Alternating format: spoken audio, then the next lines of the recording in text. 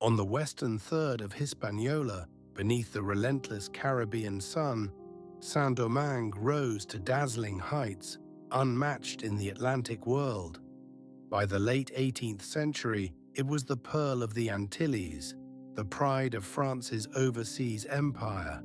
Its plantations yielded nearly half the world's sugar and most of its coffee, pouring unimaginable wealth into Parisian coffers. Every European table was sweetened by the labor wrung from Saint-Domingue's dark, fertile soils. Yet behind this glittering prosperity lay a brutal reality. The colony's riches depended on the relentless exploitation of hundreds of thousands of enslaved Africans. Under the overseer's whip, they toiled from dawn to dusk, their lives measured in years, not decades. Mortality rates soared. Many died from exhaustion, disease, or violence before 5 years had passed. Slave ships arrived ceaselessly at Cap Français and Port-au-Prince, their human cargo replacing those lost to the fields.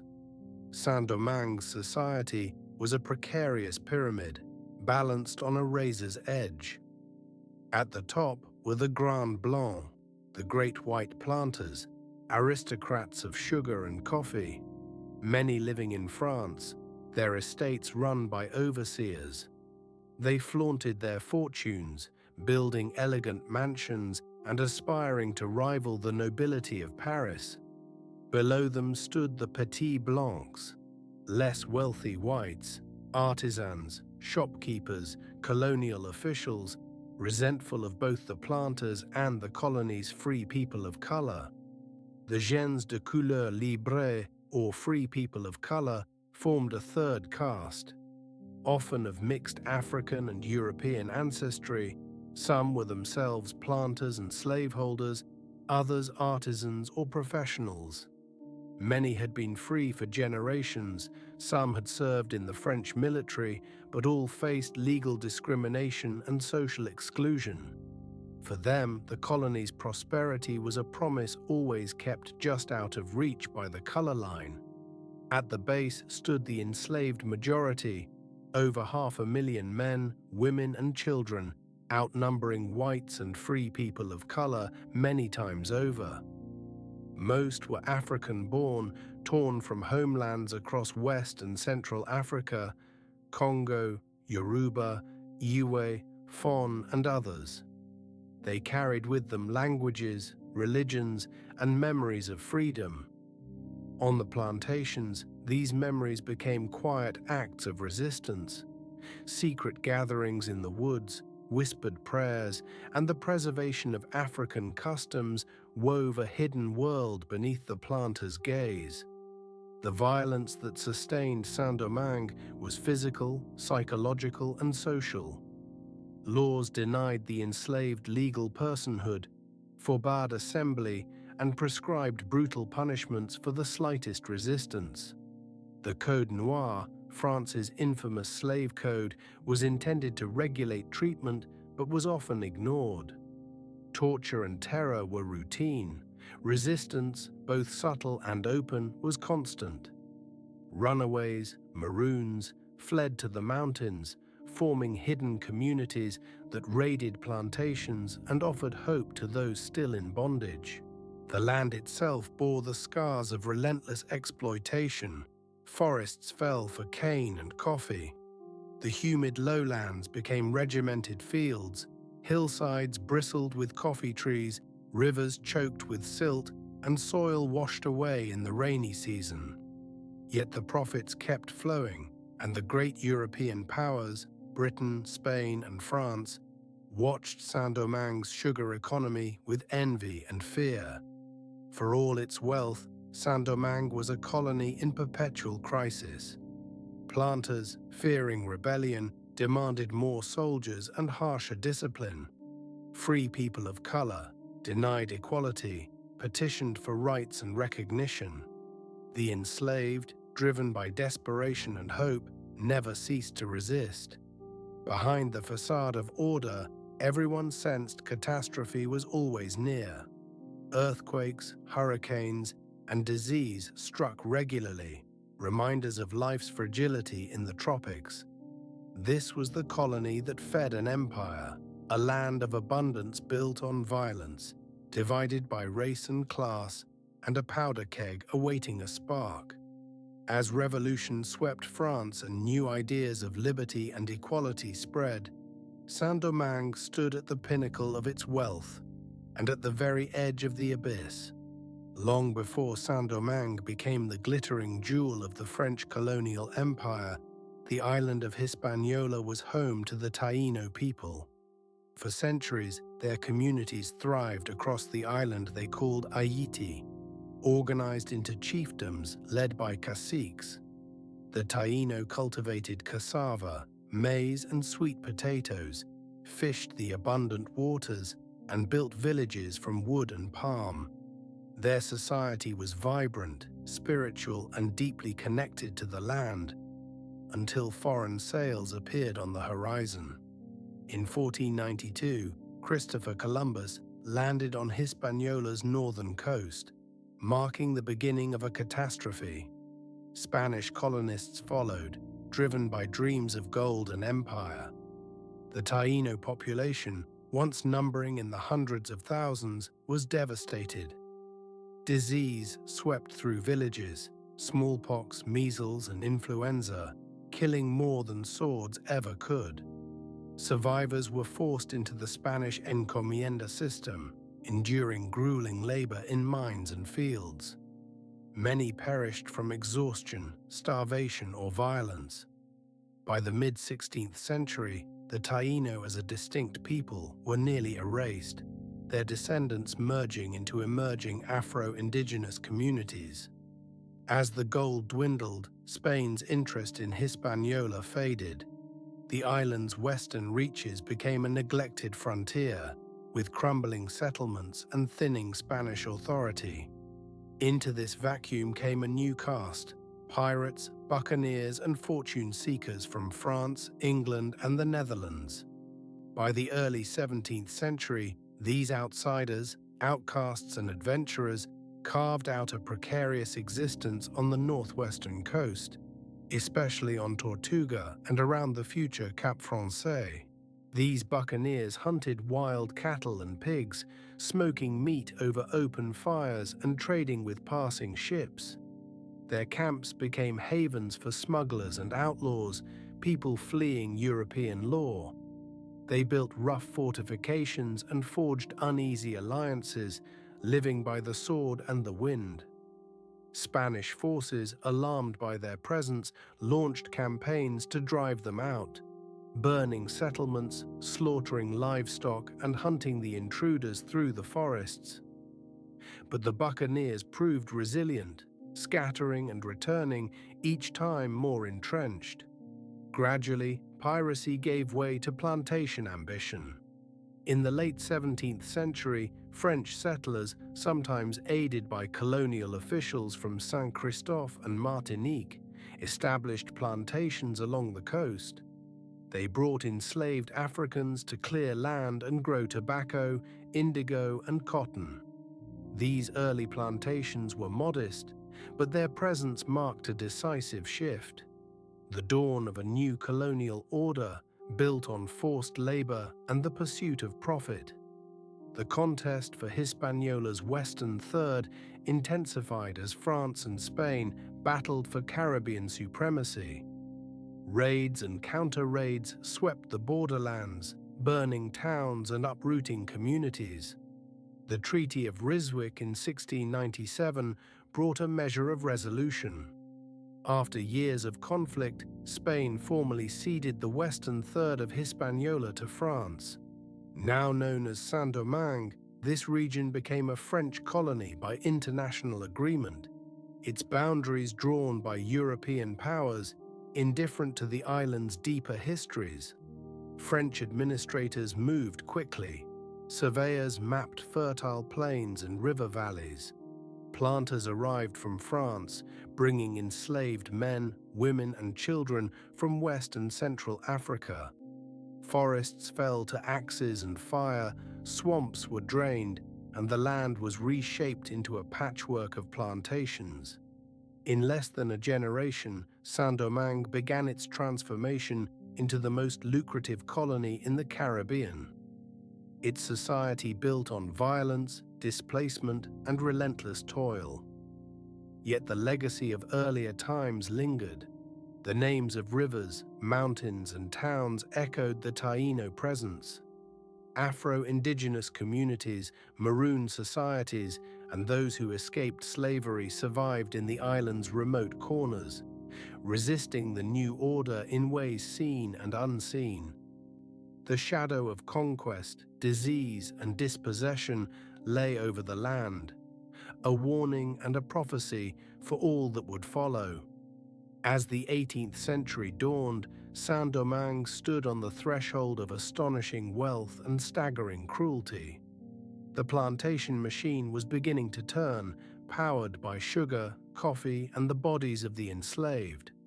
The scars of conquest had not faded, they had only been layered over by new ambitions and new oppressions. The colony's future would be shaped not only by what the French built, but by all that had been lost, survived, and resisted on the island of Hispaniola. In the early 18th century, the western half of Hispaniola became a crucible of ambition and cruelty. Saint-Domingue, as the French called their prized colony, was rapidly transforming into the most valuable piece of real estate in the Caribbean. Its riches grew above the soil: sugarcane, coffee, and indigo, crops that demanded land, labor, and relentless discipline. For French merchants and planters, the colony was a machine, a source of wealth so immense that it would soon be called the Pearl of the Antilles. Yet behind this shimmering promise lay a world constructed on suffering and death. Sugar was the engine. In the fields, enslaved men, women, and children swung machetes from dawn to dusk, cutting cane under the eyes of overseers, their labor punctuated by the crack of the whip. The cut cane was rushed to mills before it could spoil, where massive rollers crushed the stalks to extract their sweet juice. This juice was then boiled in great cauldrons to produce raw sugar and molasses. The air grew thick with the stench of burning cane and sweat. The work was dangerous, limbs lost to rollers, bodies burned by boiling syrup, lungs scarred by cane dust. The machinery of sugar did not pause for illness or exhaustion. It consumed labor as greedily as it consumed cane. Coffee transformed the landscape as well. The cool, forested hills of Saint-Domingue's interior became dotted with coffee estates, where enslaved Africans cleared land, planted seedlings, and harvested the delicate cherries. Coffee required constant attention: pruning, weeding, sorting, drying. Indigo, prized for its deep blue dye, added yet another cycle of planting, fermenting, and pressing, each step wringing value from the land and those forced to work it. By the 1780s, Saint-Domingue produced nearly half the world's sugar and most of its coffee, feeding an insatiable European appetite. The plantation was more than a farm. It was a total institution. Owners and overseers imposed a strict regime, dividing laborers into gangs by age, strength, and skill. The Great Gang did the heaviest work, while the second and third gangs handled lighter tasks. Punishments for disobedience were swift and brutal: whippings, brandings, mutilations. The Code Noir, the French slave code, set out both the rights of owners and minimum standards of care, but in practice, cruelty was unchecked. Mortality was staggering. On some plantations, 1 in 3 enslaved people died within a few years of arrival. The colony imported tens of thousands of new captives each year, replacing those who perished. Saint-Domingue's wealth built on a constant tide of death. Still, the plantation machine depended on more than violence. It depended on knowledge, much of it carried across the Atlantic by enslaved Africans. They brought expertise in rice cultivation, irrigation, animal husbandry, and herbal medicine, adapting African techniques to Caribbean conditions. Sometimes they grew their own food in small plots called provision grounds.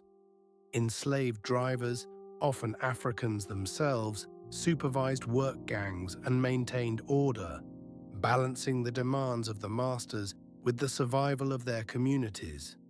In the evenings, in barracks and around hidden fires, African languages, songs, and spiritual traditions endured, weaving a thread of continuity and resistance through generations. The ports of Saint-Domingue, Cap Français in the north, Léogâne and Port-au-Prince in the west throbbed with activity. Ships arrived from Europe laden with cloth, iron, wine, and enslaved people, then departed heavy with sugar, coffee, and indigo bound for Europe. Each cargo was a link in the Atlantic economy, tying Saint-Domingue to the laboratories of Paris, the counting houses of London, and the markets of New England. Local merchants, free people of color, and even some skilled enslaved workers carved out niches in this commerce, but the profits flowed overwhelmingly to France. Everywhere the threat of resistance haunted the colony. Marronage, the flight of enslaved people into the mountains, was a constant worry. Maroon communities, hidden in forests and ravines, became sanctuaries for the runaway and rebellious. Some Maroons raided plantations, liberated slaves, and negotiated uneasy truces with colonial authorities. The mere possibility of revolt shaped daily life. Night patrols, informants, laws banning drums and assemblies. Planters lived with a permanent sense of dread, their fortunes balanced on a knife's edge. Saint-Domingue was a machine that consumed human lives to generate wealth. Its fields were graveyards, its ports arteries of a system built on forced labor and ceaseless extraction. The planters' world was one of luxury and terror, insulated by walls and armed guards, but always vulnerable to the forces they had unleashed. For the enslaved, every day was a battle for survival, autonomy, and dignity. A struggle that would, in time, ignite the greatest revolution the Atlantic world had ever seen. But before the fire, there was the order of caste, a social hierarchy as rigid and explosive as the plantation itself.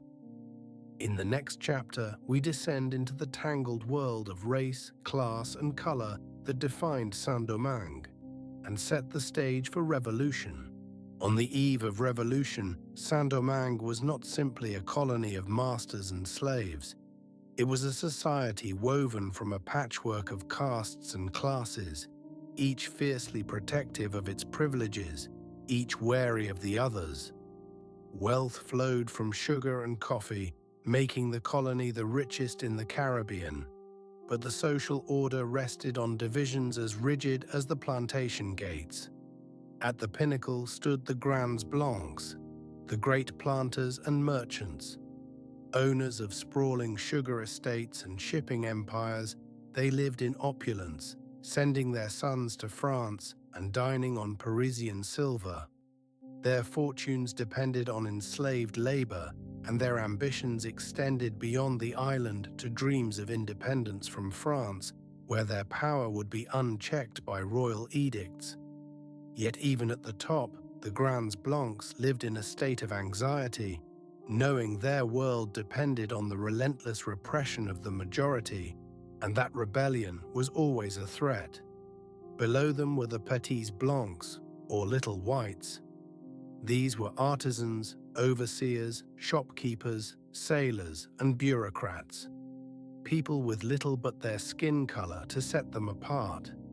Their status was fragile, and their pride in whiteness was often all that separated them from those they looked down upon. They resented the Grands Blancs' wealth and influence, but even more fiercely opposed any rise of non-whites. Their frustrations sometimes erupted in violence, as the few privileges they held felt constantly under siege. Between and beneath these white castes stood the free people of color, the gens de couleur libre. Many were of mixed African and European descent, the descendants of unions, sometimes forced, sometimes consensual, between white men and African women. Over generations, some gens de couleur acquired land, businesses, and even enslaved people themselves. A handful became wealthy and educated, some even serving as military officers for France. Yet despite their property and learning, they faced a lattice of legal restrictions. Barred from certain professions, denied the right to carry swords, excluded from white assemblies, and forbidden to marry whites or share their public spaces.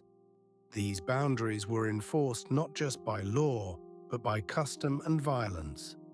As revolutionary ideas began to circulate in the late 18th century, some gens de couleur pressed for equal rights with whites, citing their property and service.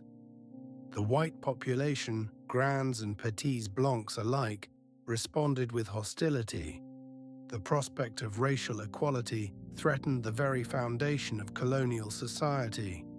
The idea that a wealthy free man of color might sit beside a white planter in an assembly or command white troops was intolerable for most whites. Beneath all these free classes, and vastly outnumbering them, were the enslaved Africans. By the 1780s, nearly 500,000 men, women, and children lived in bondage, torn from diverse African societies, bringing with them languages, religions, and memories of freedom.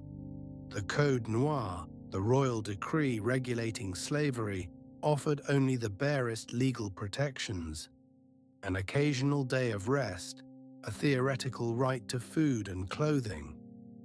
In reality, the enslaved were treated as property, their lives dictated by the whims of masters. Families were torn apart, bodies scarred by the whip, and death was an ever-present shadow. Yet within fields and quarters, the enslaved forged networks of mutual aid, preserved African traditions, and plotted resistance in both subtle and dramatic ways. Some refused to accept bondage and escaped into the mountains, forming maroon communities. These maroons, runaways living beyond the reach of colonial law, became symbols of defiance and hope. They raided plantations, sheltered fugitives, and sometimes negotiated uneasy truces with colonial authorities. Their presence was a constant reminder that the order of Saint-Domingue was maintained not by consent, but by force. Race, class, and property intersected in ways that made Saint-Domingue uniquely volatile. A wealthy man of color might own slaves yet still face public humiliation from a poor white. A petit blanc might resent both the black majority and the wealthy planters, clinging to the privileges granted by his skin. The enslaved, meanwhile, saw all free people, regardless of color, as part of the oppressive system, even as some gens de couleur harbored their own grievances against white supremacy. As news of revolution and rights drifted across the Atlantic, these tensions sharpened.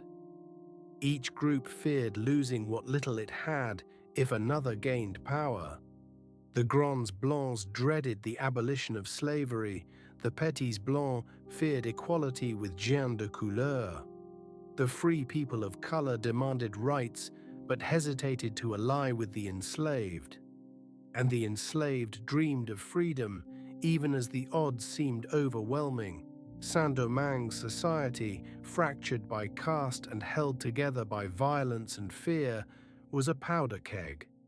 It would take only a spark, a rumor, a proclamation, a distant revolution, to ignite a fire that would change the world. 1789.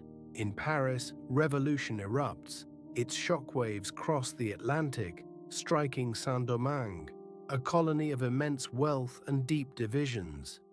Here, the news of the French Revolution is not a distant curiosity, but an existential tremor, threatening to upend every certainty of colonial life. The fall of the Bastille, the declaration of the rights of man, these ideas travel on merchant ships, whispered in salons, read aloud in the halls of the colonial elite. Liberty, equality, fraternity, intoxicating words, but on this island they mean very different things to different people. To the Grands Blancs, the powerful white planters and merchants, the revolution is an opportunity. Many resent the control Paris wields over colonial affairs. With the monarchy weakened, they see a chance to demand greater autonomy or even independence, hoping to preserve their grip on the island's lucrative crops and commerce. For the Petits Blancs, the poorer whites, artisans, and shopkeepers, the revolution is a double-edged sword. They too crave rights and opportunity, chafing at the dominance of the Grands Blancs and the privileges of free people of color. But their vision of equality is bound tightly to race. They fear any threat to white supremacy, seeing their own fragile status as under siege. Amid these white rivalries, the free people of color, the gens de couleur libre, seize on revolutionary language with urgent hope. Many are educated, property owners, even slaveholders, yet always second class in the colonial order. They cannot vote, hold certain offices, or enjoy the full rights of French citizens. The declaration's promise that men are born and remain free and equal in rights is a beacon. Leaders like Julien Raymond and Vincent Ogé petition Paris and the colonial authorities, demanding recognition as full citizens. Their cause is not abolition, at least not yet, but equality. Each demand, however, only sharpens white anxieties, for the colonial hierarchy rests on race. Beneath all these struggles, the vast majority of Saint-Domingue's people remain enslaved, their lives shaped by violence and deprivation. For them, debates in Paris are both distant and dangerously close. Some planters try to suppress news of the revolution, but rumors slip through, carried on the same winds as ships from Europe. Enslaved men and women hear fragments of the rights of man, of kings overthrown and the promise of liberty. These ideas echo with memories of African kingdoms, maroon resistance, and Vodou spirits who promise justice. The words freedom and equality become seeds scattered in the cane fields, waiting for a storm. As revolutionary fervor spreads, Saint-Domingue's political structure begins to buckle. In 1789, white planters form their own colonial assembly, seeking to assert control over local affairs. Delegates are sent to France, arguing that only property owners, almost exclusively whites, should decide the colony's future. The Assembly of Saint-Marc, dominated by Grands Blancs, openly defies the royal governor and the new National Assembly in Paris. The unity of the empire is fracturing. Meanwhile, petitions flow from free people of color to Paris, and from Paris back to the Caribbean. The National Assembly debates the rights of colonial subjects, torn between the planters' power and revolutionary ideals. In May 1791, the Assembly grants political rights to free men of color born to free parents. A limited measure, but for Saint-Domingue's white elite, an intolerable threat. Colonial assemblies refuse to implement the decree, fueling outrage and desperation among the gens de couleur. In the countryside and cities, legitimacy is in crisis. The governor is undermined by the planters. The planters are challenged by free people of color. The free people of color are resented by whites and mistrusted by the enslaved. The enslaved, meanwhile, are watching, waiting, listening.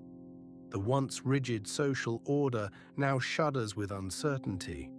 Violence simmers. Street fights break out in Le Cap and Port-au-Prince. Militias form along lines of race and class.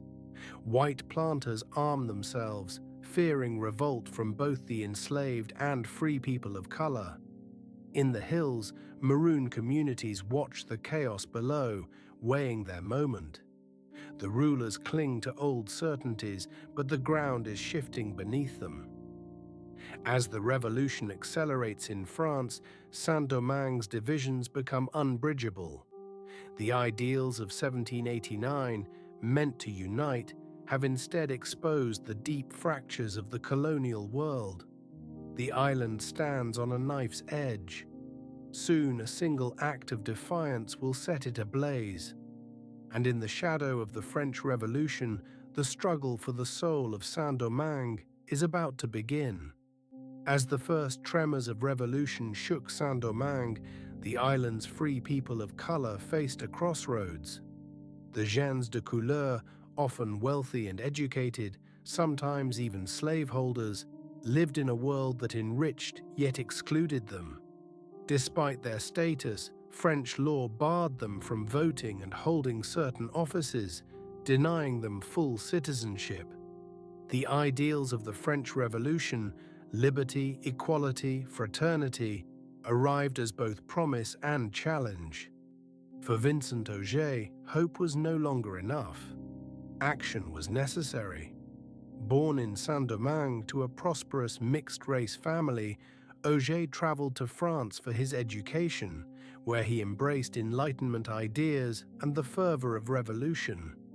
In Paris, he joined the Society of the Friends of the Blacks and other free men of color, demanding legal equality. In 1790, as the National Assembly debated the rights of man, Ogé pressed for the full inclusion of free people of color in the new French nation. But the reforms that emerged were narrow, granting only limited rights and leaving colonial authorities broad discretion. Disillusioned but resolute, Ogé returned to Saint-Domingue in secret in October 1790, carrying letters from abolitionist allies and a deep sense of injustice. He was joined by Jean-Baptiste Chavannes, a seasoned soldier of color who had fought in the American Revolution. Together, they rallied scores of free men of color, skilled, literate, and armed, demanding recognition of their rights under the Declaration of the Rights of Man and Citizen, and an end to the legal discrimination that marked them as second class. Ogé's revolt did not call for the abolition of slavery or the overthrow of the colonial order. It was a plea for inclusion, a demand that privilege and power be opened, at least in part, to those long denied. Even this modest challenge was intolerable to the colonial elites. The Grands Blancs, determined to preserve white dominance, moved swiftly to suppress the uprising. Petits Blancs, anxious about their own fragile status, joined in. The colonial governor declared Ogé and his followers outlaws, launching a relentless manhunt. Outnumbered and outgunned, Ogé's forces retreated into the hills outside Cap Français, evading capture for weeks and hoping for reinforcements or intervention from Paris. None arrived. Eventually betrayed and surrounded, Ogé and Chavannes were captured and handed over to the authorities. Their punishment was swift and brutal. In February 1791, after a show trial, both men were sentenced to death. In the public square of Cap Français, Vincent Ogé was broken on the wheel, a medieval punishment meant to send a message. Chavannes and other followers were executed alongside him, their bodies left on display as a chilling warning to all who might challenge white supremacy. The execution of Ogé and Chavannes sent shockwaves through Saint-Domingue. For free people of color, it was a moment of devastating clarity.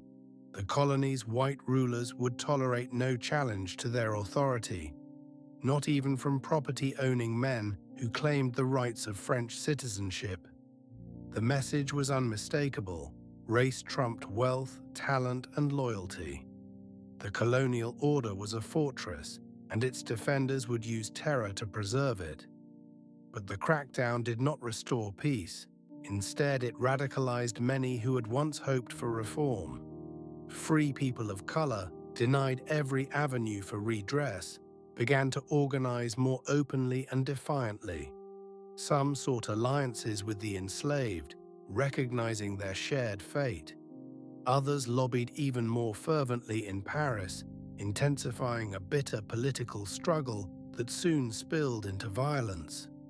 The National Assembly in France, faced with mounting pressure, hesitated, its promises of equality ringing hollow in the face of colonial resistance. Meanwhile, the enslaved majority watched these events unfold with growing interest. News of Ogé's revolt and tragic end spread quickly across the plantations. For many, it was proof that the white world would never willingly share power, not even with those who were free, wealthy, and French. The spectacle of public violence, meant to intimidate, instead stoked resentment and resolve among the oppressed. If the law would not protect even privileged men of color, what hope was there for the enslaved? The lines of conflict were being drawn, and the colony was a tinderbox awaiting its spark. Ogé's doomed uprising was not the revolution itself, but it was the warning before the fire, a sign that the old order would yield nothing without a fight. Just months after the wheel turned in Cap Français, a secret gathering in the north would unleash a far greater storm, one that would forever change the fate of Haiti and the world. The fires that would soon consume the plantations of Saint-Domingue began not with musket shots, but with quiet steps in darkness. Messages whispered between laborers, signals passed along winding cane rows, and the steady, urgent pulse of a faith that refused to die. In the months after Vincent Ogé's execution, the enslaved population of the northern plain, hundreds of thousands held in bondage across the colony's richest lands, turned their eyes to one another and began to organize. Their world was a patchwork of plantations, each ruled by overseers and violence, but in the fields and slave quarters, something fierce was gathering. A sense that the moment for action had finally come. This new unity was not sparked by a single leader, but by a network, people moving quietly from estate to estate, drawing on bonds of kinship, language, and shared suffering. Some were drivers or trusted slaves, able to travel between plantations. Others were maroons, fugitives in the forested hills, who carried news and plans from afar. The rumor of the French Revolution, its talk of liberty and rights, circled even here, twisted and reinterpreted in the mouths of those who had never known freedom. The enslaved did not wait for permission or for news from Paris. They listened to one another and to their own resolve.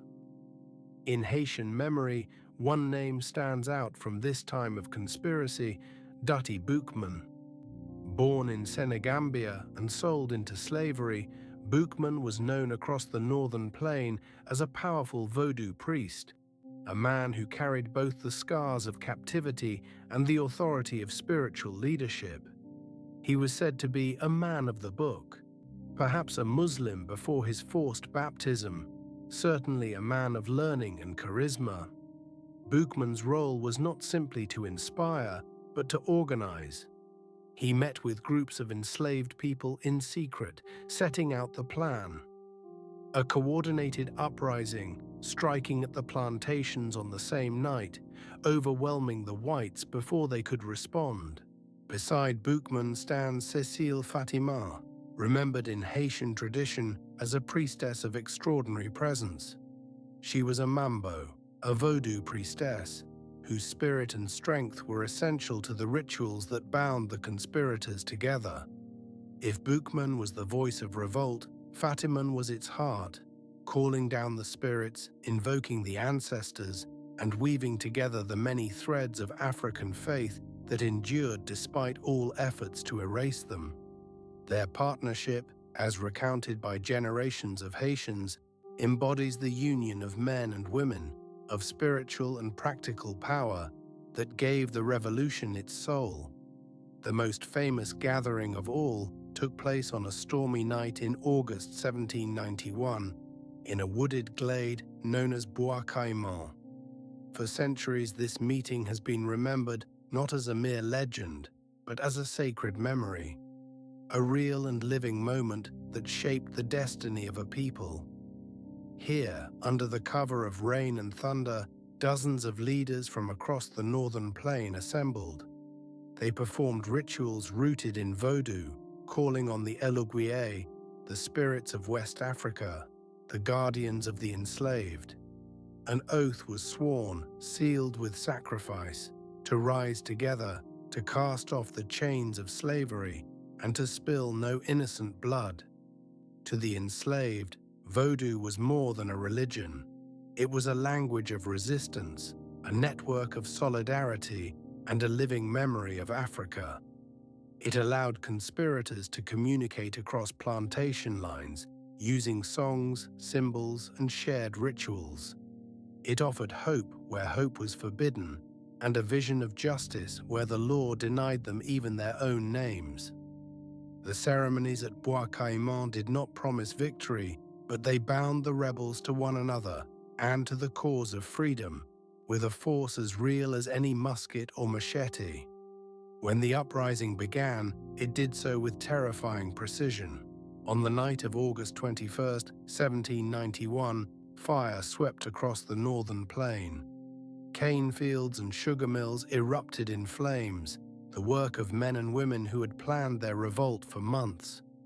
The plantations that had made Saint-Domingue the richest colony in the world became a landscape of smoke and terror. Whites fled or were killed. Some free people of color joined the rebels, others defended the old order. In a matter of days, the uprising spread to more than 1,000 plantations, shattering the illusion that slavery could endure forever. The revolt was no random chaos, but a deliberate act of war. Leaders emerged, among them Boukman, who would soon fall in battle, his death becoming another legend in the struggle. The rebels fought with whatever weapons they could seize, machetes, axes, even fire itself. Their goal was not simply revenge, but the destruction of the plantation system and the creation of a new world. The colonial government, stunned and unprepared, responded with brutal reprisals, but the tide had turned. The events at Bois Caïman and the uprising that followed marked a point of no return. The enslaved of Saint-Domingue had declared themselves a people in revolt, united by faith, memory, and a vision of freedom. The fires of August 1791 would not be the last, but they were the first to burn with the promise of revolution. In the early hours after the Bois Caïman ceremony, the northern plain of Saint-Domingue erupted into chaos. On the night of August 21, 1791, hundreds of enslaved men and women rose up in unison across dozens of plantations near Limba, Akul, and the outskirts of Leclerc. Armed with machetes, torches, and whatever they could seize, they struck with a force and coordination that stunned the colony. Plantation houses, symbols of white dominance and black suffering, were the first to fall, their owners fleeing or killed in the first moments of revolt. Within days, the landscape that once produced sugar and coffee for the world was transformed. Columns of smoke rose across the horizon, the scent of burning cane mingling with the cries of the fleeing and the shouts of the victorious. The violence was swift and, in many places, total. Enslavers and their families faced the wrath of those they had oppressed for generations. For many rebels, vengeance was inseparable from liberation. Yet even in the chaos, some enslaved people protected their masters or guided families to safety, torn between old dependencies and the revolution's promise of freedom. The revolt's epicenter lay in the triangle between Acul, Limbe, and the plantations south of Le Cap. Here, the scale of the uprising became undeniable. Nearly 1,000 plantations were soon ablaze. The rebels' numbers swelled rapidly as field hands, domestic slaves, and Maroons poured from the countryside to join the insurrection. Colonial authorities, caught unprepared, scrambled to mount a defense. The hastily assembled militia, often unreliable, was overwhelmed by the speed and ferocity of the rebellion. Refugees streamed into Le Cap Français, the colonial capital. White planters, their families, and free people of color who had managed plantations or held authority arrived by any means they could, bringing tales of massacre and destruction. The city's population swelled, panic took hold, and rumors swirled of rebel columns advancing on the town and insurrection spreading among the urban enslaved and free black population. The once confident ruling class found itself besieged, its sense of control shattered almost overnight. Amid the turmoil, new leaders emerged from among the rebels. Jean-François Papillon, a former slave with a reputation for military skill, quickly rose to prominence, organizing disparate bands into disciplined units. Alongside him stood Georges Biassou, equally charismatic and strategic, who, like Jean-François, understood that victory required both force and coordination. Jeannot Bullet, by contrast, became infamous for his brutality, directing waves of terror against whites and suspected collaborators, sowing both fear and division within the rebel ranks. The early leadership was united less by ideology than by necessity. Some, like Jean-François and Biassou, sought to negotiate with the Spanish authorities across the border in Santo Domingo, hoping for arms and legitimacy. Others, driven by rage and memories of suffering, pushed for total destruction. The rebels' motivations were as varied as their backgrounds. Some fought for freedom, some for revenge, some for the chance to remake society. Yet in those first weeks, their unity of purpose was unmistakable. The system of slavery itself was under assault, and a revolution was underway. The colonial government, led by the governor and the assembly of planters, desperately appealed to France for reinforcements. White civilians were armed, free people of color were pressed into service, and every effort was made to contain the spreading inferno. But the balance of power had already shifted. The rebel armies, now tens of thousands strong, controlled the countryside. They knew the terrain intimately, using rivers, ravines, and cane fields to their advantage, striking at isolated outposts and vanishing before regular troops could respond. The violence of the revolt shocked the Atlantic world. Reports reached Paris, London, and Havana, painting a picture of a colony in collapse. Planters' letters described utter destruction and the terror gripping the white population. Some in France called for military intervention. Others, inspired by the revolution at home, wondered if Saint-Domingue's enslaved deserved the liberty so recently proclaimed in Europe. The events of these weeks forced the world to reckon with the reality that the enslaved could and would fight for their freedom. For the enslaved, the uprising unleashed long-suppressed hopes and fears. Families were reunited or torn apart in the chaos. Maroon bands that had hidden in the mountains for years now joined the open revolt, lending their experience in guerrilla warfare. Vodou priests and priestesses continued to inspire and organize, offering spiritual reassurance amid uncertainty. The lines between war, faith, and survival blurred as the revolution became both a physical and a spiritual battle. By September, the northern plain was a scorched and contested landscape. The plantations that had once symbolized Saint-Domingue's wealth now lay in ruins. The old order was shattered, but a new one had yet to emerge. In the weeks to come, the revolution would spread south and west, drawing in new actors and ambitions. For now, the fires of August and September 1791 marked an irreversible turning point, not only for Saint-Domingue, but for the entire Atlantic world. As 1791 unfolded, the northern plain of Saint-Domingue burned, but what erupted was far more than a single rebellion. The colony was tearing apart along every seam. While enslaved Africans rose in a desperate bid for freedom, the rest of Saint-Domingue fractured into rival factions, each with its own vision of the future. The violence that swept the plantations radiated outward, touching every corner of colonial society. At the heart of the conflict stood the enslaved majority, over 500,000 men, women, and children, who transformed the tools of sugar and coffee production into weapons of resistance.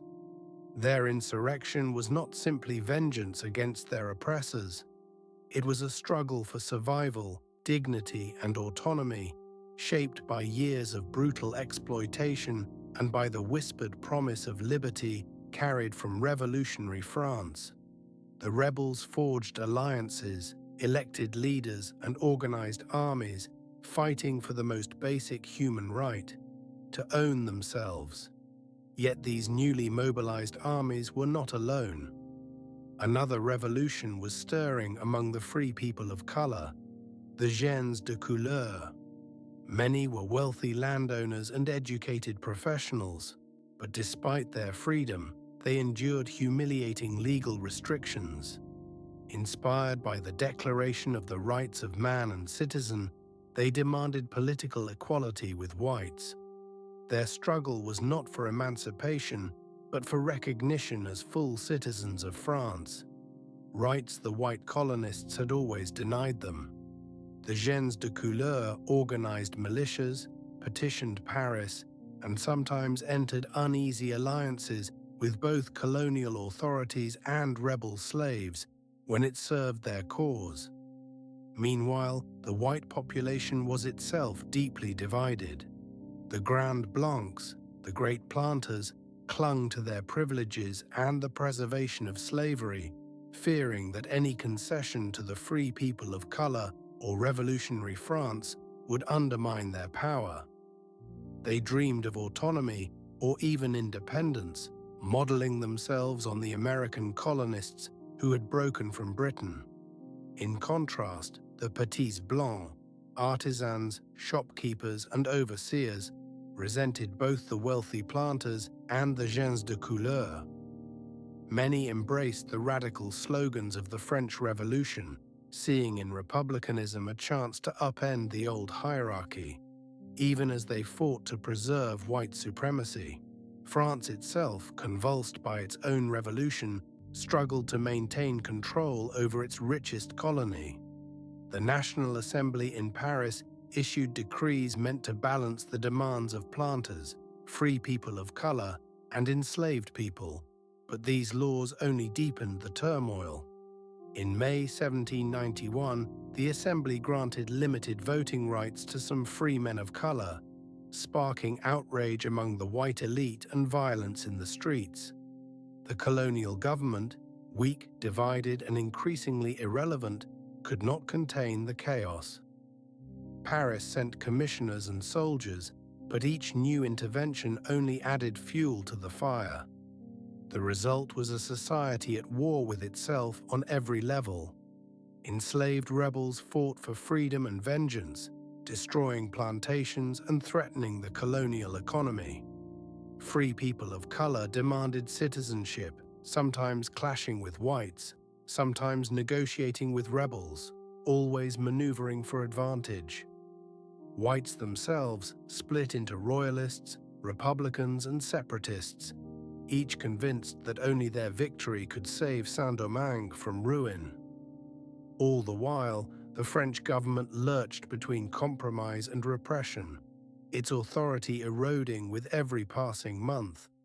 Violence became the only language most factions understood. In the countryside, rebel armies, nearly 100,000 strong by late 1791, waged a war of liberation against any who stood in their way. In the cities, political clubs, secret societies, and rival militias turned the streets into battlegrounds. Massacres, reprisals, and betrayals became commonplace, and trust was a rare commodity. The old order of Saint-Domingue, built on rigid racial hierarchy and the exploitation of human beings, was collapsing under the pressure of three overlapping revolutions. Yet even as the colony tore itself apart, new possibilities emerged. The enslaved had seized the initiative, showing that the plantation regime was not invincible. The free people of color had forced their way onto the political stage, irreversibly shifting the balance of power. And the white colonists, once unchallenged, now found themselves besieged from all sides, their future uncertain. The fate of Saint-Domingue would be decided not by a single victory or defeat, but by the shifting alliances and bitter struggles of a society in total upheaval. By the end of 1791, the question was no longer whether Saint-Domingue would change, but what would emerge from the ashes. In Paris, a new wave of commissioners prepared to cross the Atlantic, men tasked with restoring order, but who would soon face the full hurricane of the Revolution. Among them were Léger-Félicité Sonthonax and Étienne Polverel, whose arrival would mark a decisive new phase in the struggle for the soul of the colony. In the spring of 1792, as Saint-Domingue convulsed with revolution, the French Republic placed a risky bet. Two civil commissioners, Léger-Félicité Sonthonax and Étienne Polverel, were sent from Paris with sweeping powers. Their mission: restore order, implement citizenship rights for free men of color, and secure France's richest colony from collapse and foreign ambitions. Arriving in Cap Français that September, they brought thousands of troops and the heavy contradictions of the French Revolution. They found a colony on the brink. White planters, furious at the loss of their privileges, plotted rebellion and even foreign intervention. Free people of color, emboldened by revolutionary ideals, demanded rights long denied, meeting fierce resistance. Meanwhile, the enslaved population held much of the countryside, their uprising relentless, their demand for freedom uncompromising. Sonthonax and Polverel, committed Republicans, hoped revolutionary ideals could save the colony, but faced chaos, suspicion, and violence everywhere. Their first months were dominated by a bitter struggle with the white planter class. Many Grands Blancs, feeling betrayed by Paris, refused the commissioners' authority and courted British and Spanish support, hoping to protect slavery and their fortunes under a new regime. To enforce order and the promise of equality, Sonthonax and Polverel turned to free men of color, enlisting them in the militia and elevating their leaders. This only deepened white resentment and did little to stem the violence. By 1793, the crisis deepened. France was now at war with Britain, and royalist planters openly welcomed British troops to Saint-Domingue. Spanish forces, meanwhile, armed rebel slaves in the north, aiming to destabilize the French. The commissioners were beset on all sides. Most whites opposed them, while enslaved insurgents, led by figures like the rising Toussaint Louverture, remained deeply skeptical of French promises. In this crucible, the question of slavery became impossible to ignore. Sonthonax and Polverel had not come to abolish slavery. Their orders from Paris were to maintain it, even as the revolution thundered with liberty and equality. But as their grip weakened, emancipation became both a moral imperative and a military necessity.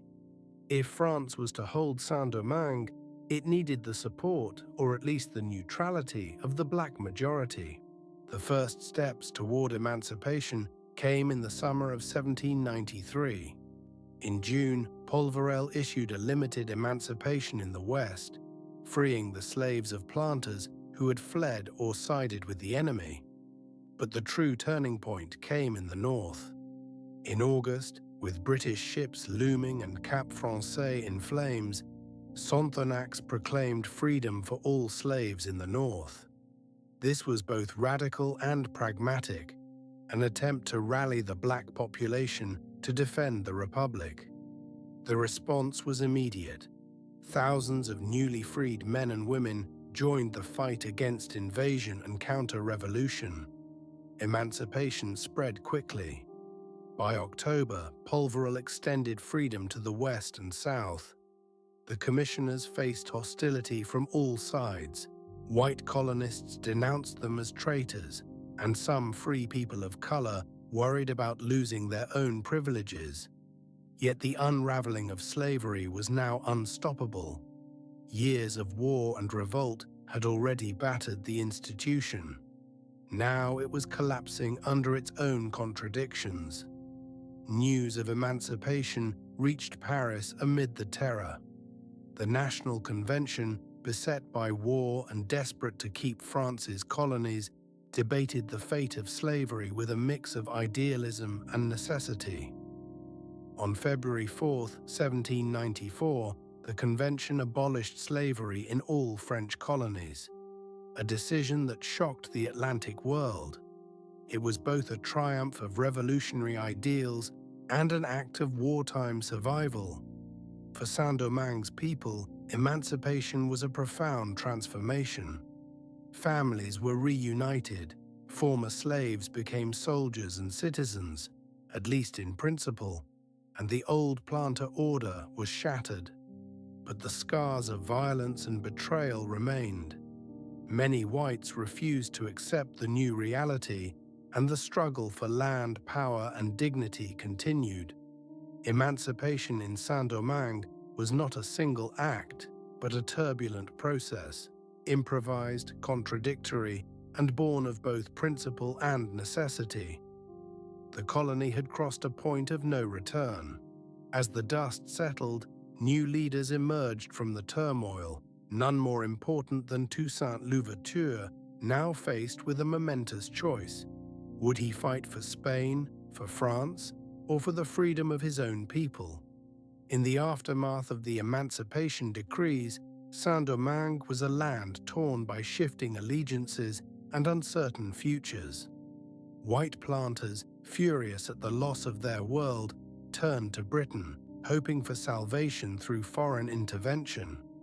French officials, isolated and mistrusted, struggled to maintain control as authority slipped through their fingers. Into this chaos stepped Toussaint Louverture, a man whose choices would echo far beyond the island. Born enslaved on the Breda plantation, Toussaint was already set apart by his literacy, discipline, and deep faith.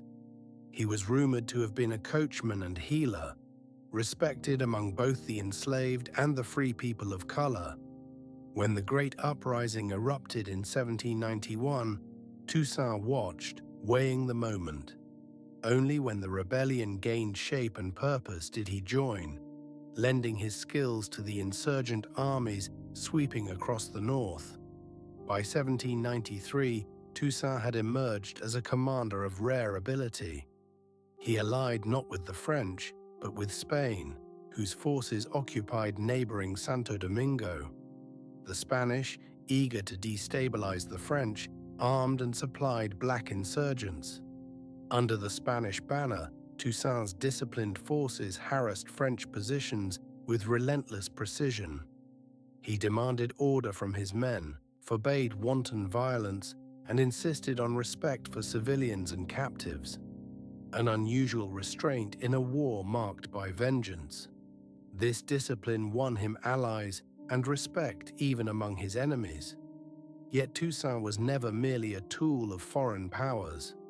Even as he wore the Spanish uniform, he negotiated with all sides, always seeking the best path for his people's freedom.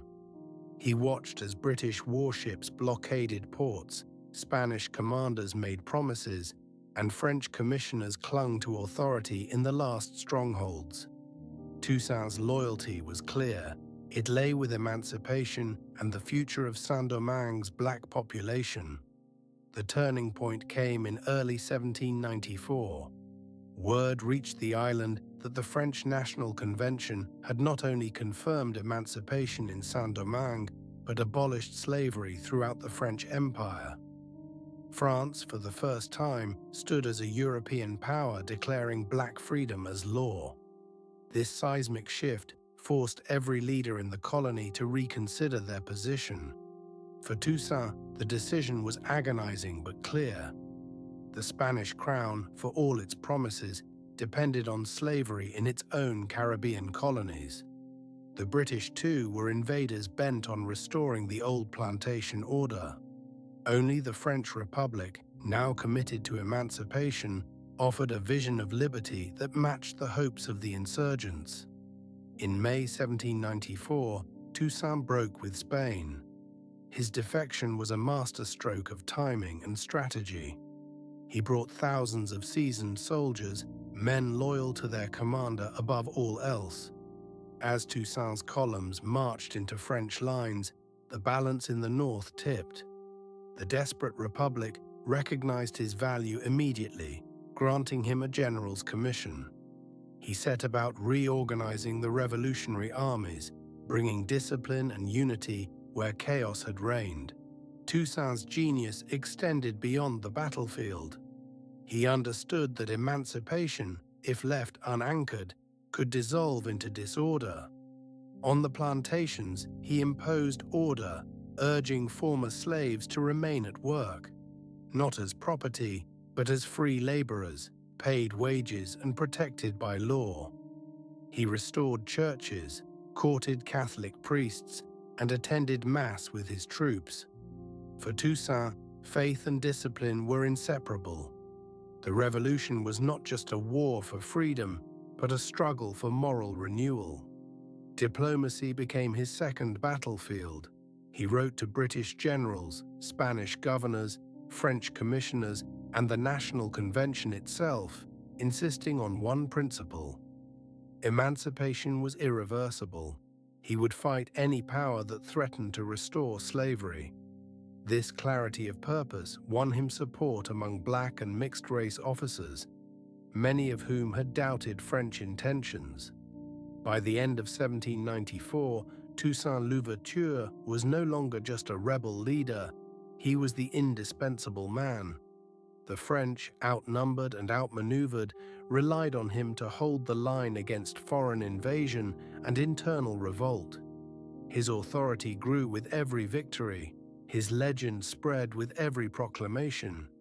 Yet his power rested not just on force of arms, but on his ability to turn revolution into order and freedom into organized strength.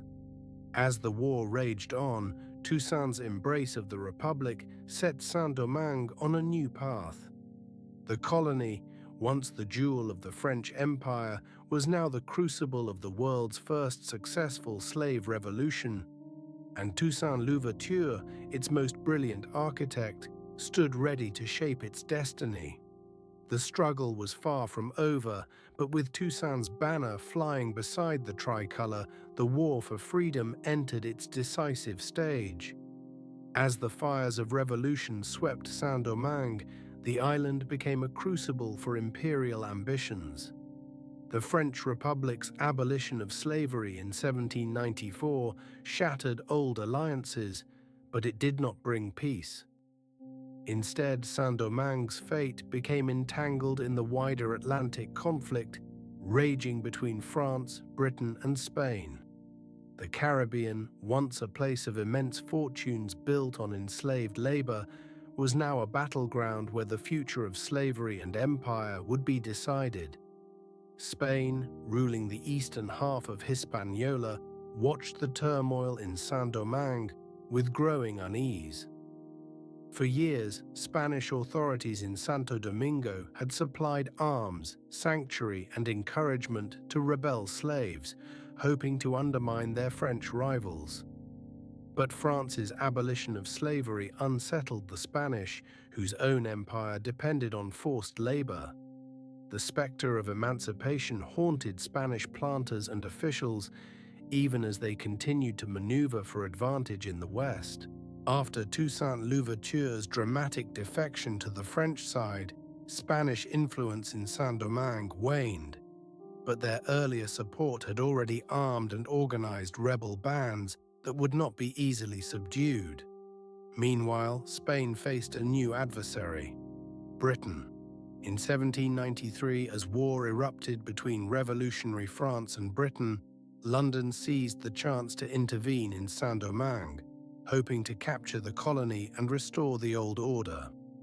For Britain, the stakes could not have been higher. Saint-Domingue was the Caribbean's crown jewel, its plantations generating more wealth than all of Britain's own West Indian islands combined. British leaders believed that by seizing the colony, they could cripple revolutionary France, expand their empire, and restore slavery and white rule. The British government dispatched thousands of troops, mostly from Jamaica, to seize Saint-Domingue's ports and plantations. What began as a limited intervention soon spiraled into a relentless and brutal campaign. At first, the British found allies among white planters and free people of color who opposed the new French government and the abolition of slavery. For a brief time, British flags flew above towns like Port-au-Prince and Jérémie. But occupation proved far more difficult than invasion. The formerly enslaved, now fighting for their freedom, resisted fiercely.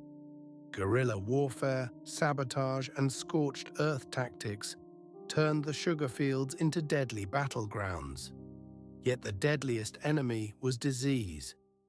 Yellow fever, malaria, and dysentery swept through the British ranks, claiming more lives than bullets or blades. In just 2 years, tens of thousands of British soldiers fell to tropical illness. Regiments that landed at full strength were reduced to shadows. The same diseases afflicted all sides, but the British, unfamiliar with the land and lacking immunity, suffered most. The graveyards of Saint-Domingue filled with the dead of many nations.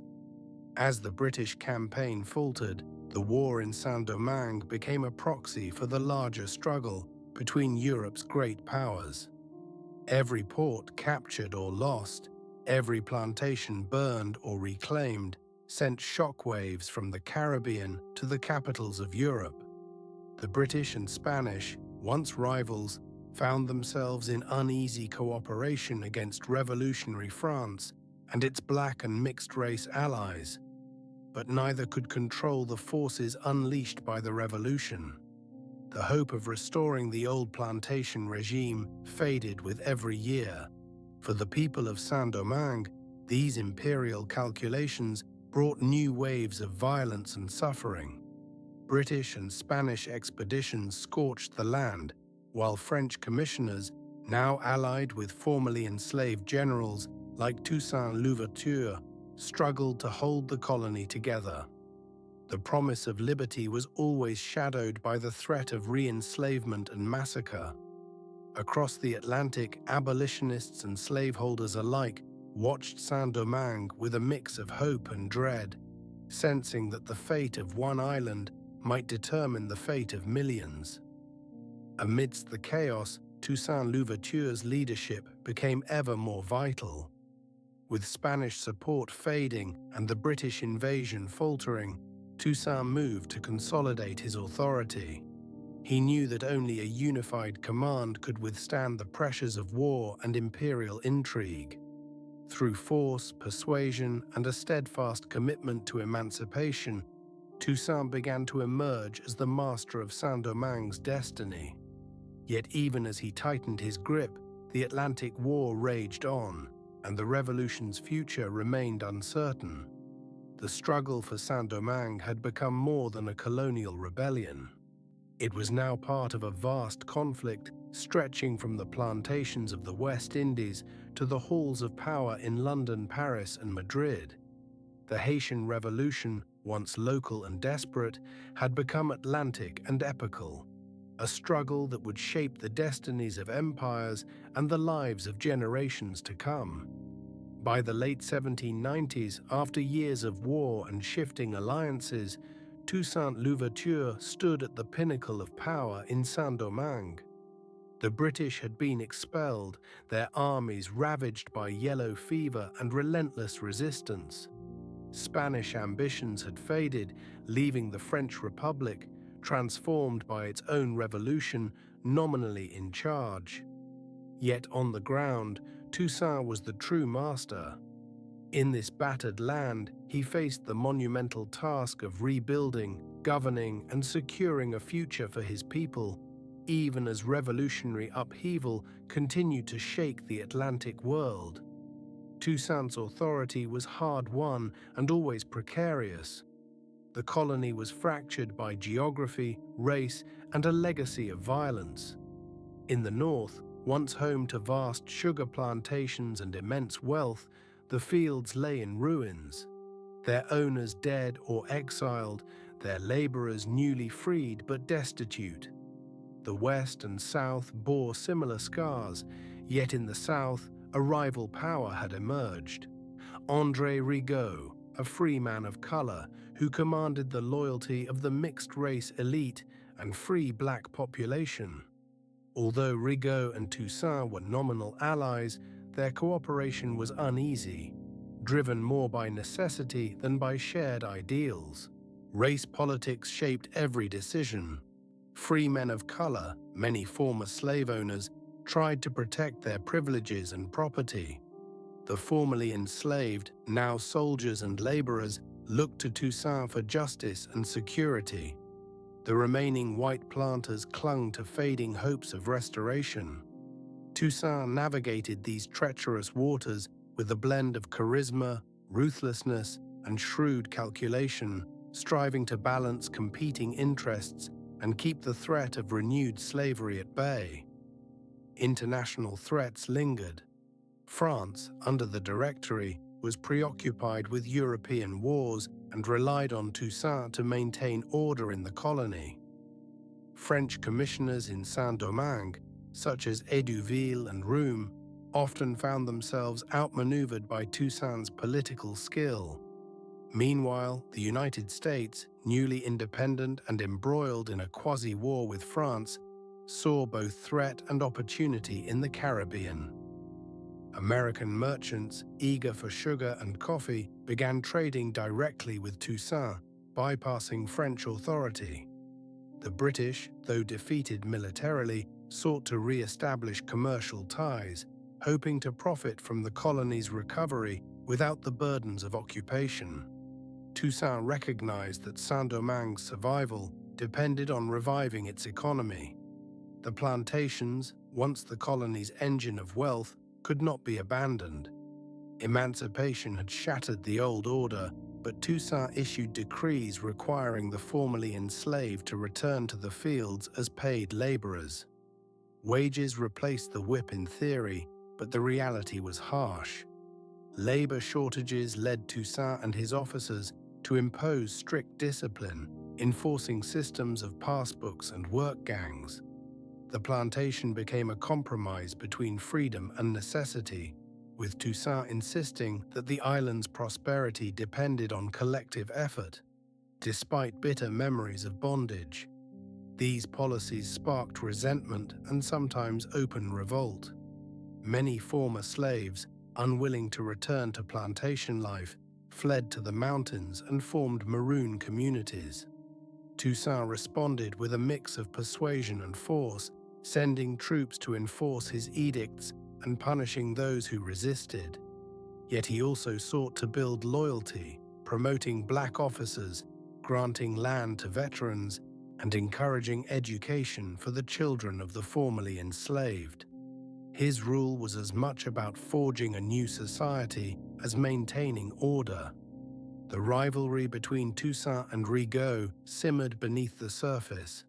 Both paid lip service to the French Republic, but their visions diverged. Rigaud, representing the South and the mixed-race elite, aimed to preserve his class's privileges and autonomy.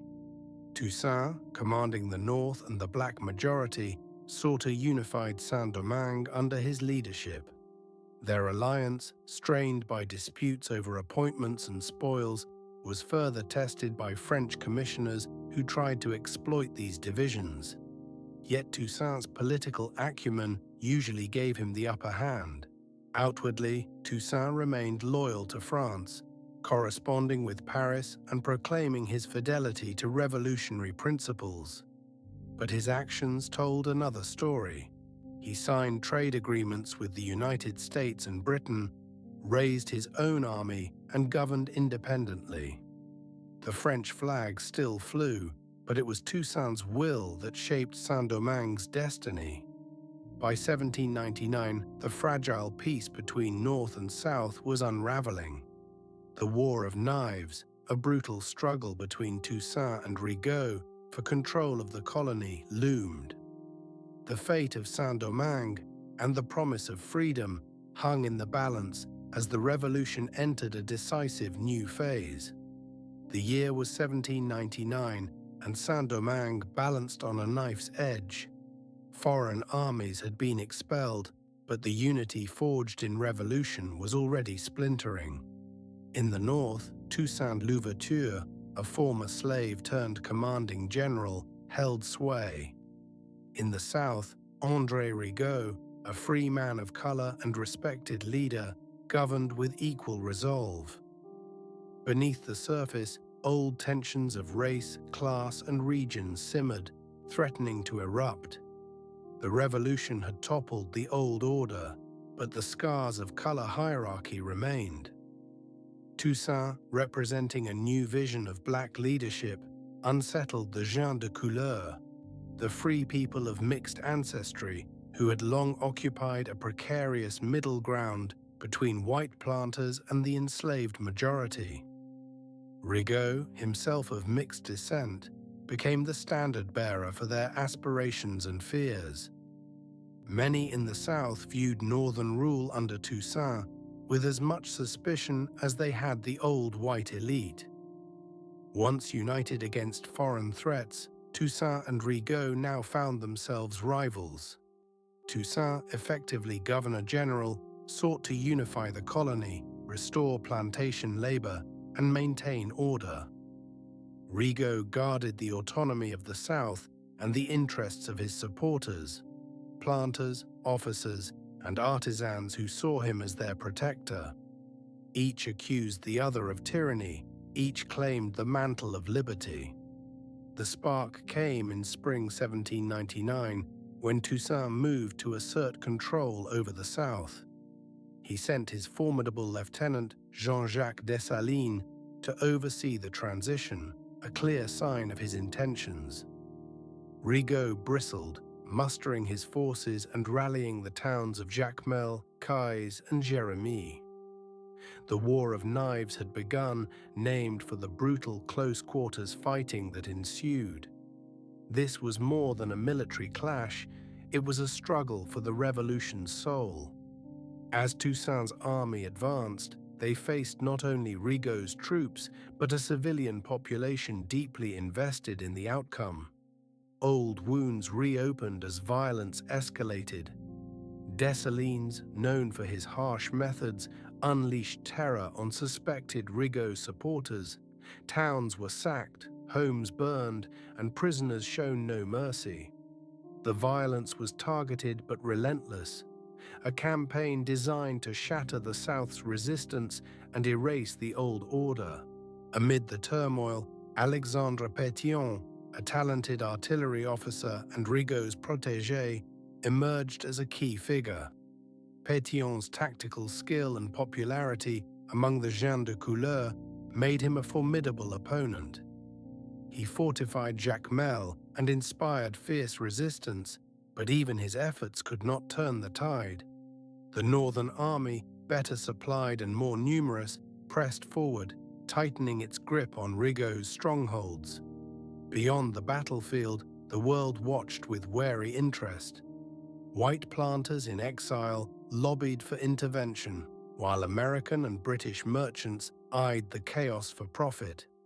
In Paris, the Directory, soon to yield to Napoleon, offered lukewarm support to both sides, hoping to keep Saint-Domingue in France's orbit without committing to either leader. As the months dragged on, the violence only grew. By the summer of 1799, Jacmel was under siege, its defenders starving and racked by disease. Dessalines pressed the attack with ruthless determination. Reprisals swept the countryside. Neither Toussaint nor Rigaud could claim innocence. Both sanctioned acts that would haunt the revolution's legacy. But Toussaint's disciplined forces gained the upper hand. By winter 1800, Rigaud's cause was collapsing. His armies, battered and exhausted, surrendered or fled into the mountains. Pétion held out as long as he could, but Jacmel finally fell. Rigaud, seeing no hope, boarded a ship for exile in France. Pétion, too, was forced into exile, though his story in Haiti was not yet over. Toussaint Louverture now stood alone at the helm of Saint-Domingue. The victory came at a terrible price. The War of Knives deepened the colony's wounds of race and region, leaving scars that would never fully heal. The southern population, devastated and resentful, and the gens de couleur, stripped of their leader and autonomy, would carry their grievances into Haiti's future. The war's end brought no peace. Toussaint faced the monumental task of rebuilding a fractured land and defending the revolution from enemies within and beyond. As he consolidated his rule, the world and Napoleon Bonaparte turned their gaze once more to Saint-Domingue, where the struggle for freedom and power was far from over. In the wake of the War of Knives, Saint-Domingue stood battered, but under the firm hand of Toussaint Louverture. With his rivals vanquished and his authority unchallenged, Toussaint faced the immense challenge of governing a land shaped by revolution, scarred by slavery, and eyed with suspicion by France and the wider world. His answer was the Constitution of 1801, a bold, controversial vision for the future. The colony Toussaint inherited was exhausted and uncertain. Plantations lay in ruins, their owners scattered or dead, and the promise of liberty was still fragile. Toussaint understood that emancipation alone could not secure the gains of the revolution. Ending slavery was not enough. The new society needed order, stability, and legitimacy. He assembled a council of black generals, mixed-race officers, surviving planters, and Catholic priests to draft a document that would both reassure and challenge the world. The Constitution of 1801 opened with a clear declaration: there cannot exist slaves in this territory. Slavery in any form was abolished forever. This was no empty promise. Toussaint's government enforced emancipation with determination, rooting out any attempt to restore bondage, even as French planters in Paris lobbied for slavery's return. The Constitution guaranteed not just freedom from slavery, but equality before the law for all, regardless of color or origin. A radical statement in an age when race defined rights throughout the Americas. Toussaint's vision, however, was not only about liberty, it was also about authority. The Constitution named him governor for life, with the power to choose his own successor, and granted sweeping control over the military, government, and economy. The legislature would be appointed, not elected. Critics saw the seeds of dictatorship in these provisions. but supporters argued that only strong, centralized power could hold together a society still threatened by civil war, foreign invasion, and internal sabotage. Religion played a key role in the new order. Catholicism was declared the official religion, its clergy paid by the state, and its rituals restored in public life. For Toussaint, Catholicism was both a spiritual anchor and a tool of unity and legitimacy. The Church, battered by years of upheaval, became a partner in building order from chaos. Yet the Constitution also guaranteed freedom of worship. Recognizing the persistence of African beliefs and the colony's complex spiritual landscape, perhaps most daring was the Constitution's assertion of autonomy. Saint-Domingue would remain part of the French Empire, but its laws would be made on the island, not in Paris. The governor could approve or reject any decree from France. The colony would trade freely, manage its own armed forces, and oversee its internal administration. This was not outright independence, but it was a bold challenge to French authority, a declaration that the revolution had created a new political community. For the people of Saint-Domingue, the Constitution was both promise and test. Freed people returned to the plantations, now as wage laborers rather than slaves, compelled by law to work the land that had once enslaved them. Toussaint's labor regime was strict. Some called it a new servitude, but he believed only by reviving sugar and coffee production could the colony survive and protect its freedom. Many chafed under the discipline, but others saw it as the hard price of defending liberty. Toussaint's achievement was monumental, but the scars of war ran deep. Southern leaders, recently subdued, watched warily. Planters resented their losses, while freedmen debated the meaning of their newfound rights. The Constitution balanced order and liberty, revolution and tradition, black and white, colony and empire. Every article was a wager on the future, every compromise a seed of potential conflict. In Paris, Napoleon Bonaparte responded swiftly. To him, Toussaint's constitution was not just loyalty, but provocation. The assertion of autonomy, the governor for life clause, control over trade and the military, these were signs of a colony slipping from imperial grasp. Even the abolition of slavery, now threatened elsewhere in the French Empire, challenged metropolitan authority. Toussaint had become a symbol of both revolutionary promise and defiance. As 1801 turned to 1802, the fate of Saint-Domingue and its extraordinary experiment in freedom hung in the balance. Across the Atlantic, Napoleon prepared a response that would test the resolve of Toussaint, his constitution, and the people who had dared to imagine liberty on the ashes of slavery. The next chapter would be written in blood, as the armies of France sailed for the Caribbean, and the struggle for Saint-Domingue's soul entered its most perilous phase. The ink was barely dry on Toussaint Louverture's Constitution of 1801 when word of its audacious claims reached Paris. For Napoleon Bonaparte, now First Consul of France, the assertion of near independence by a former slave colony was intolerable. It threatened not just France's imperial order, but Napoleon's own vision for a revived French empire in the Americas. Saint-Domingue was no mere rebellious outpost. It was to be the jewel in a grand imperial crown, the gateway to the Mississippi and the vast interior of Louisiana. Its sugar, coffee, and strategic position would fuel French ambitions and counterbalance the rising power of Britain and the United States. But Napoleon's dream could not coexist with Toussaint's autonomy or the precedent of emancipation. Events in Guadeloupe cast a dark shadow. In 1802, General Antoine Richest led French troops to brutally restore slavery there, overturning the emancipation decrees of the Revolution.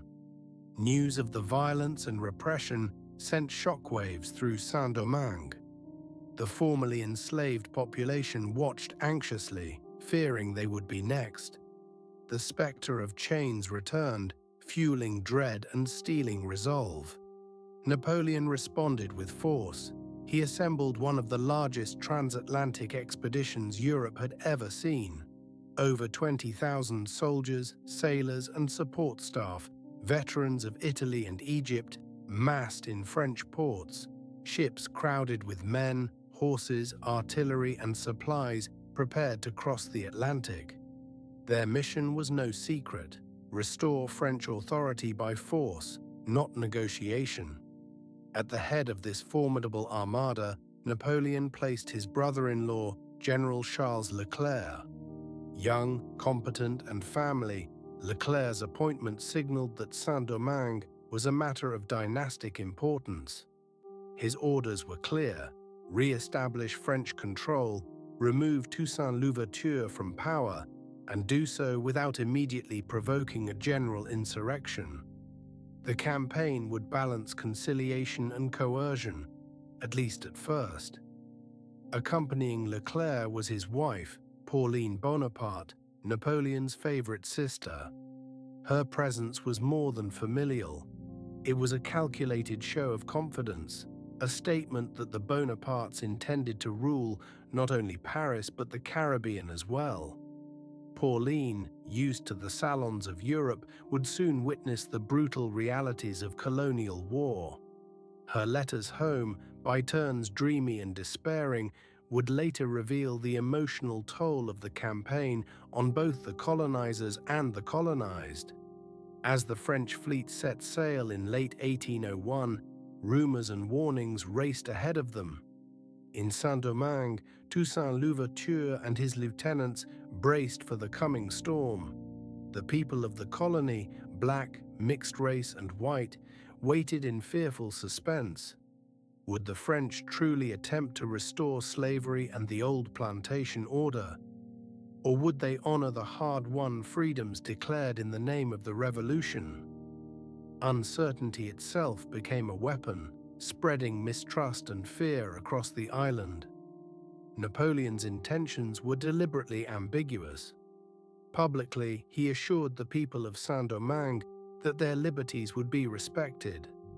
Privately, his correspondence revealed a different resolve. The emancipation of the enslaved, he believed, had been a temporary expedient, useful in wartime, dangerous in peace. The restoration of slavery, never openly declared, was always a possibility lurking in the shadows of French policy. The fate of Guadeloupe was a warning, and Toussaint Louverture understood it all too well. The stage was set for a confrontation that would decide not just the future of Saint-Domingue, but the very meaning of liberty and empire. As the French expedition drew near, the island's fragile peace teetered on the edge. Would the revolution's promise of freedom endure, or would it be crushed beneath the boots of a new imperial army? The answer would not come in decrees or proclamations, but in the fire and blood of war. In the pale dawn of February 1802, sails crowded the horizon off the northern coast of Saint-Domingue. More than 60 ships, warships, frigates, troop transports brought the vanguard of Napoleon's ambitions. Over 20,000 French soldiers under General Charles Leclerc, supported by some of the era's most seasoned officers. As anchors dropped outside Cap Français, the fate of the world's richest colony and the very meaning of emancipation hung in the balance.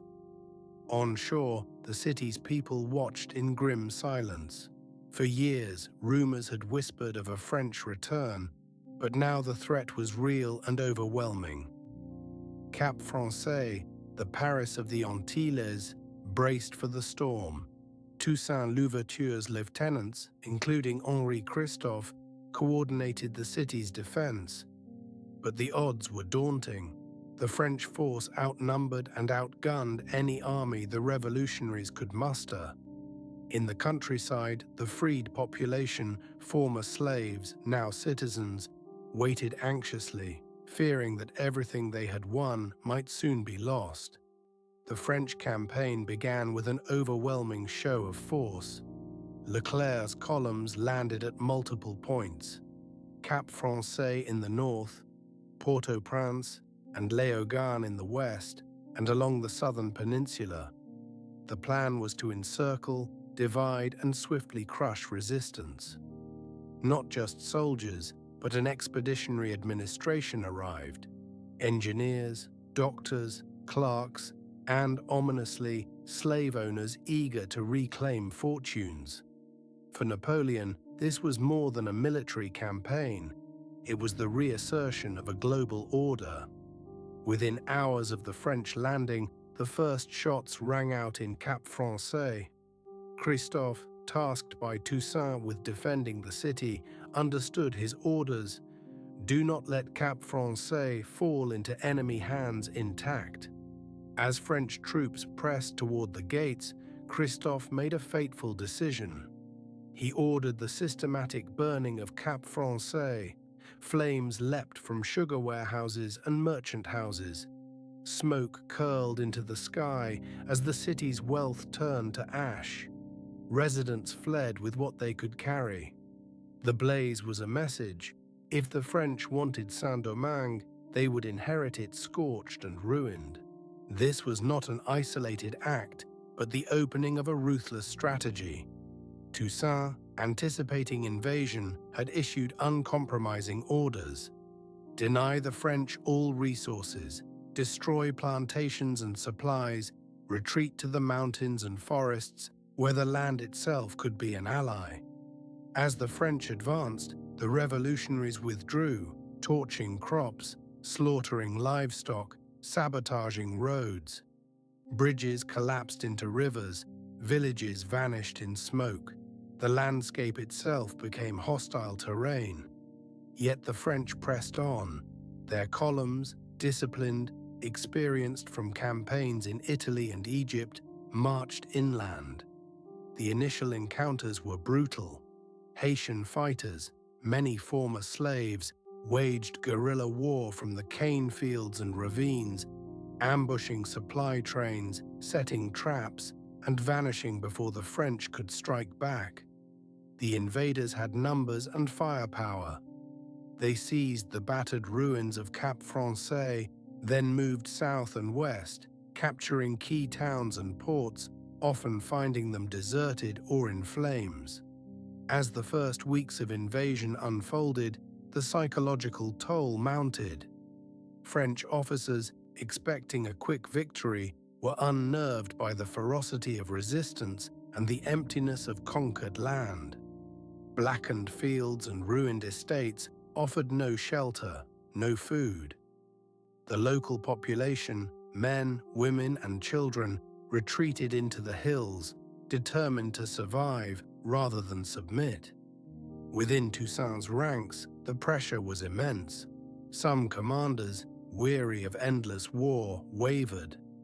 Others, uncertain of French promises, hesitated. But the memory of slavery's horrors was fresh. The example of Guadeloupe, where France had recently restored bondage by force, was a warning none could ignore. For most, surrender was unthinkable.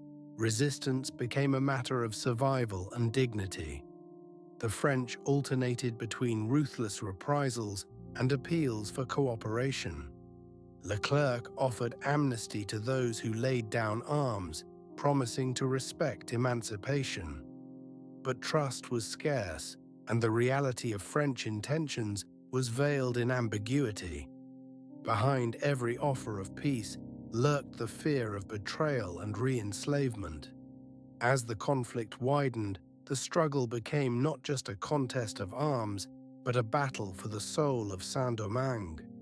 The revolutionaries' scorched earth tactics imposed hardship on all: black and mixed race, rich and poor, soldier and civilian. The colony's wealth, once the envy of Europe, was consumed in the flames of its own defense. By the end of the opening phase, the French had gained ground, but at a terrible cost. The land was ravaged, the cities hollowed, and the people had vanished into the mountains, carrying their freedom with them. The war for Saint-Domingue had begun in fire, and its outcome remained uncertain. Both sides braced for a confrontation that would test the limits of endurance, loyalty, and hope. The winter of 1802 found Saint-Domingue engulfed in war. The French Expeditionary Army, determined to reclaim the colony, pushed deeper into the land, driving the revolutionaries from the cities and plains. Forced into the rugged interior, the rebels gathered in their strongholds, none more fateful than Crête-à-Pierrot, a battered stone fortress perched above the Artibonite Valley, commanding the roads and rivers to the heart of the Black Republic. Crête-à-Pierrot was more than a military outpost. It was a declaration that the revolution would not yield. Entrusted to Jean-Jacques Dessalines, one of the revolution's fiercest leaders, the fort's defense fell to a garrison of about 1,000. Soldiers, laborers, families, and children, each determined to defy the might of the French Empire. Among Dessalines' lieutenants stood Louis de la Martinière, renowned for his discipline and valor, and at his side his wife, Marie-Jeanne La Martinière, whose courage and presence would become legend. She fought with musket in hand, inspired the defenders, and tended to the wounded, embodying the unbreakable spirit of the fort. The French, led by General Charles Leclerc, recognized the fort's strategic importance and surrounded it in early March, bringing overwhelming numbers and artillery. They expected a quick victory, but the siege dragged on. The defenders, black and mixed race, former slaves and free people, repelled repeated bombardments and infantry assaults. They fought from loopholes and ramparts, returning fire, hurling stones, and pouring boiling water on attackers. The French, unable to breach the walls, suffered heavy losses and found themselves trapped in a grinding war of attrition. Inside, conditions worsened. Food and water dwindled as the fort was cut off from the world. Disease and hunger gnawed at the garrison. The wounded lay in makeshift shelters, tended by comrades and by women like Marie-Jeanne, who moved among them with comfort and encouragement. Yet the defenders' resolve did not falter. Songs of the revolution, hymns, chants, prayers echoed from the stone, a chorus of faith and resistance. Assault after assault was launched by the French, each repulsed at terrible cost. Sometimes the fighting devolved into hand-to-hand combat atop the walls. La Martinière, tall and commanding in his blue coat, became a rallying point wherever the French threatened to break through. Marie-Jeanne, rifle slung across her shoulder, was seen loading cannons and firing from the ramparts, her presence inspiring feats of bravery. But the defenders' strength waned.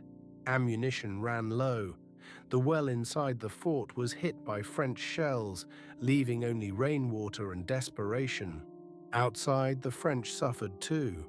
The tropical sun, the stench of the dead, and the constant threat of counterattacks from Dessalines' forces in the hills wore them down.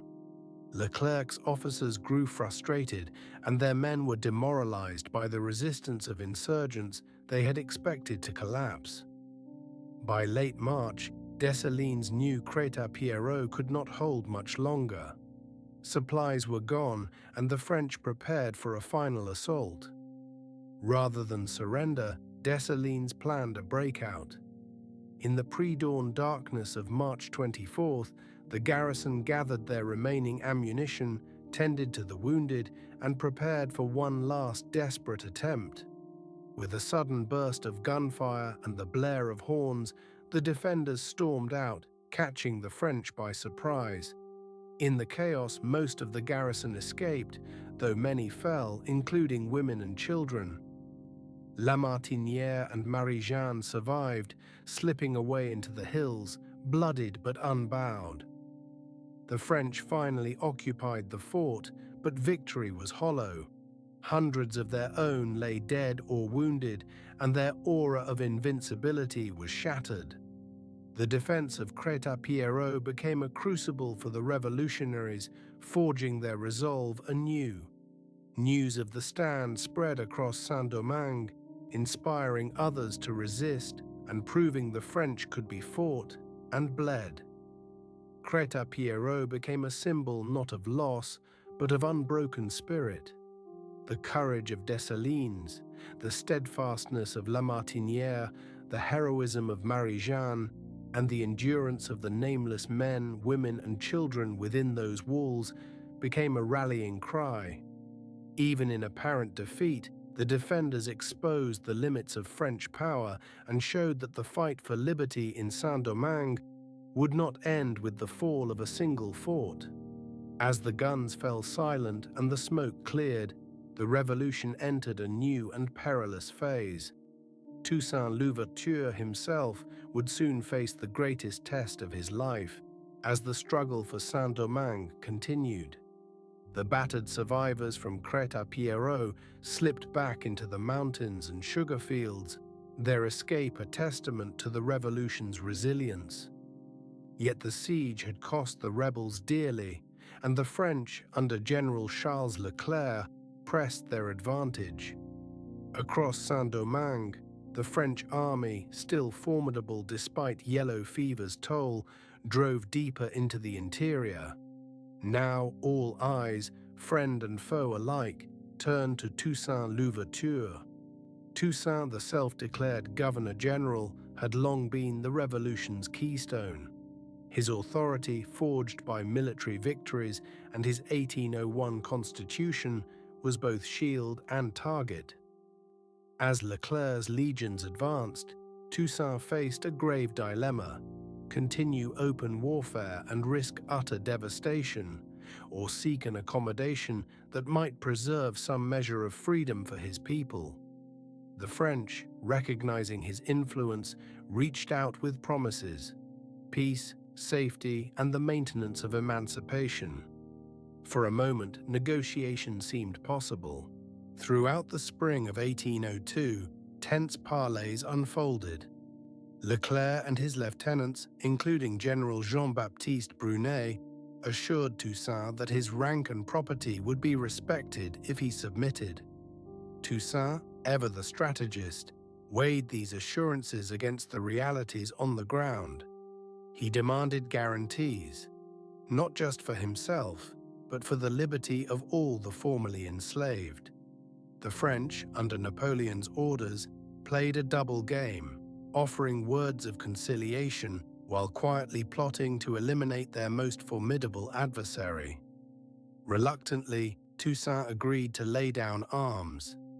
In May, he formally surrendered, accepting Leclerc's terms and retiring to his plantation at Ennery. To his followers, this decision brought confusion and consternation. Some saw betrayal, others evidence of Toussaint's wisdom and hope for a peaceful future. For Toussaint, it was a gamble, one last attempt to secure the revolution's gains without further bloodshed. But the French had no intention of allowing Toussaint to remain a symbol of resistance. In secret dispatches, Leclerc and his officers debated how best to neutralize the man they called the soul of the blacks. The order came from Paris: arrest him quietly and without fanfare before he could regroup or inspire renewed rebellion. General Brunet was chosen for the task. Under the guise of friendship, he invited Toussaint to a meeting at Gonaïves. On June 7, 1802, Toussaint arrived at Brunet's camp with his family and a handful of loyal aides. He was met not with honor, but with betrayal. French soldiers surrounded the party, disarmed them, and placed Toussaint, his wife Suzanne, and their children under arrest. In an instant, the revolution's architect was removed from the stage. news of his capture spread quickly, sowing shock and sorrow among the black and mixed-race population. The French wasted no time. That very night, Toussaint and his family were hustled aboard the frigate Héros. Their destination was not Paris, nor any Caribbean outpost, but the cold stone walls of Fort de Joux, high in the Jura mountains of eastern France. The journey was long and humiliating. Toussaint, accustomed to command, was now a prisoner, isolated from the land he had remade and the people he had led. Fort de Joux was a fortress built to withstand sieges, its thick walls now turned against a single man. Toussaint's cell was small, dank, and perpetually cold. The climate, so different from the Caribbean's warmth, gnawed at his health. He was denied visitors, letters, and news from Saint-Domingue. Alone in his cell, Toussaint held fast to his dignity and faith, even as his body weakened. In April 1803, less than a year after his arrest, he died, likely from pneumonia or the slow effects of neglect and exposure. With Toussaint's death, a silence seemed to fall, but it was not the end Napoleon had hoped for. The French believed that by removing the first among equals, they would shatter the revolution. Instead, they had created a martyr. Toussaint's final words, relayed after his passing, warned that the tree of liberty had been cut, but its roots remained. Across Saint-Domingue, his disappearance was not met with submission, but with a hardening of resolve. The removal of Toussaint Louverture marked a dramatic turning point. The revolution's most celebrated leader was gone, but the struggle for freedom endured. In the plantations and mountains, new leaders, Jean-Jacques Dessalines, Henri Christophe, Alexandre Pétion, prepared to carry the torch. The French, convinced their victory was assured, would soon discover that the real struggle was only beginning. The next upheaval would erupt not in Saint-Domingue, but in the neighboring colony of Guadeloupe, a spark that would change everything. Across the Caribbean, the winds of revolution carried smoke and rumor from island to island. With Toussaint Louverture removed from Saint-Domingue, the French under General Leclerc believed the colony would now submit. But events on the neighboring island of Guadeloupe would soon shatter that illusion and ignite a new certainty in Saint-Domingue. Guadeloupe, like Saint-Domingue, had tasted the promise of the French Revolution.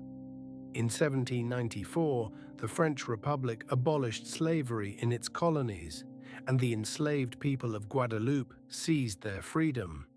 For nearly a decade, black and mixed-race soldiers defended the island from British attack. But in 1802, Napoleon Bonaparte, eager to restore France's authority and its sugar profits, sent General Antoine Richest to Guadeloupe with a clear mission: reimpose slavery and crush resistance. The horrors that followed became infamous. French troops landed in May 1802, meeting fierce opposition from those who had known freedom. Louis Delgray, a free man of color and former Republican officer, led a determined band of former slaves and loyalists to the heights of Matouba. Refusing to surrender, they faced overwhelming French firepower and a campaign of terror. When defeat was certain, Delgray and his companions chose death over re-enslavement, detonating their powder magazine in a final defiant explosion, an act that echoed across the Caribbean. News of Guadeloupe's fate traveled swiftly to Saint-Domingue. French promises of liberty and equality were exposed as lies. Black and mixed-race officers who had surrendered to Leclerc, some even collaborating to maintain order, realized the depth of the betrayal. For months, suspicion had simmered. Why had the French brought so many troops from Europe? Why did they insist on disarming black soldiers and assigning them to menial labor? Now the truth was undeniable. In Guadeloupe, the French had restored slavery by force, and they would surely attempt the same in Saint-Domingue. The psychological shock was immediate and profound. Trust in the French evaporated. Leaders like Jean-Jacques Dessalines, Henri Christophe, and Alexandre Pétion, recently subdued by Leclerc's assurances, now questioned their own survival. Their memories bore the scars of the old regime's brutality. If France could betray Guadeloupe, what hope was there for Saint-Domingue's black population? The answer seemed clear and grim. For ordinary people, the restoration of slavery in Guadeloupe became a living nightmare. Formerly enslaved men and women remembered the whip, the branding iron, the auction block. Mothers feared for their children. In fields and towns, rumors swelled into panic. The French authorities tried to calm the unrest with proclamations, but their words now rang hollow. The French occupation grew harsher. Leclerc's officers, wary of resistance, policed black communities more aggressively. Disarmament campaigns intensified. Black soldiers were herded into segregated labor battalions, their weapons confiscated. Some were shipped away, never to return. Suspected conspirators were arrested, sometimes on the flimsiest pretext. Fear and resentment thickened the air. Within the French command, divisions grew. Some officers with colonial experience warned that the population would never accept a return to slavery. But others, hardened by the wars of the Revolution and convinced of their racial superiority, pushed for ever more drastic measures. The memory of Guadeloupe's uprising served as both a warning and a justification for repression. In secret, Saint-Domingue's leaders began to organize. Dessalines, Christophe, and Pétion, men who had fought on opposing sides just months before, now found common cause. They reached out to former rivals, forging new alliances out of necessity and the shared knowledge that surrender meant annihilation. Messages traveled by night, carried by trusted couriers, as plans for resistance took shape.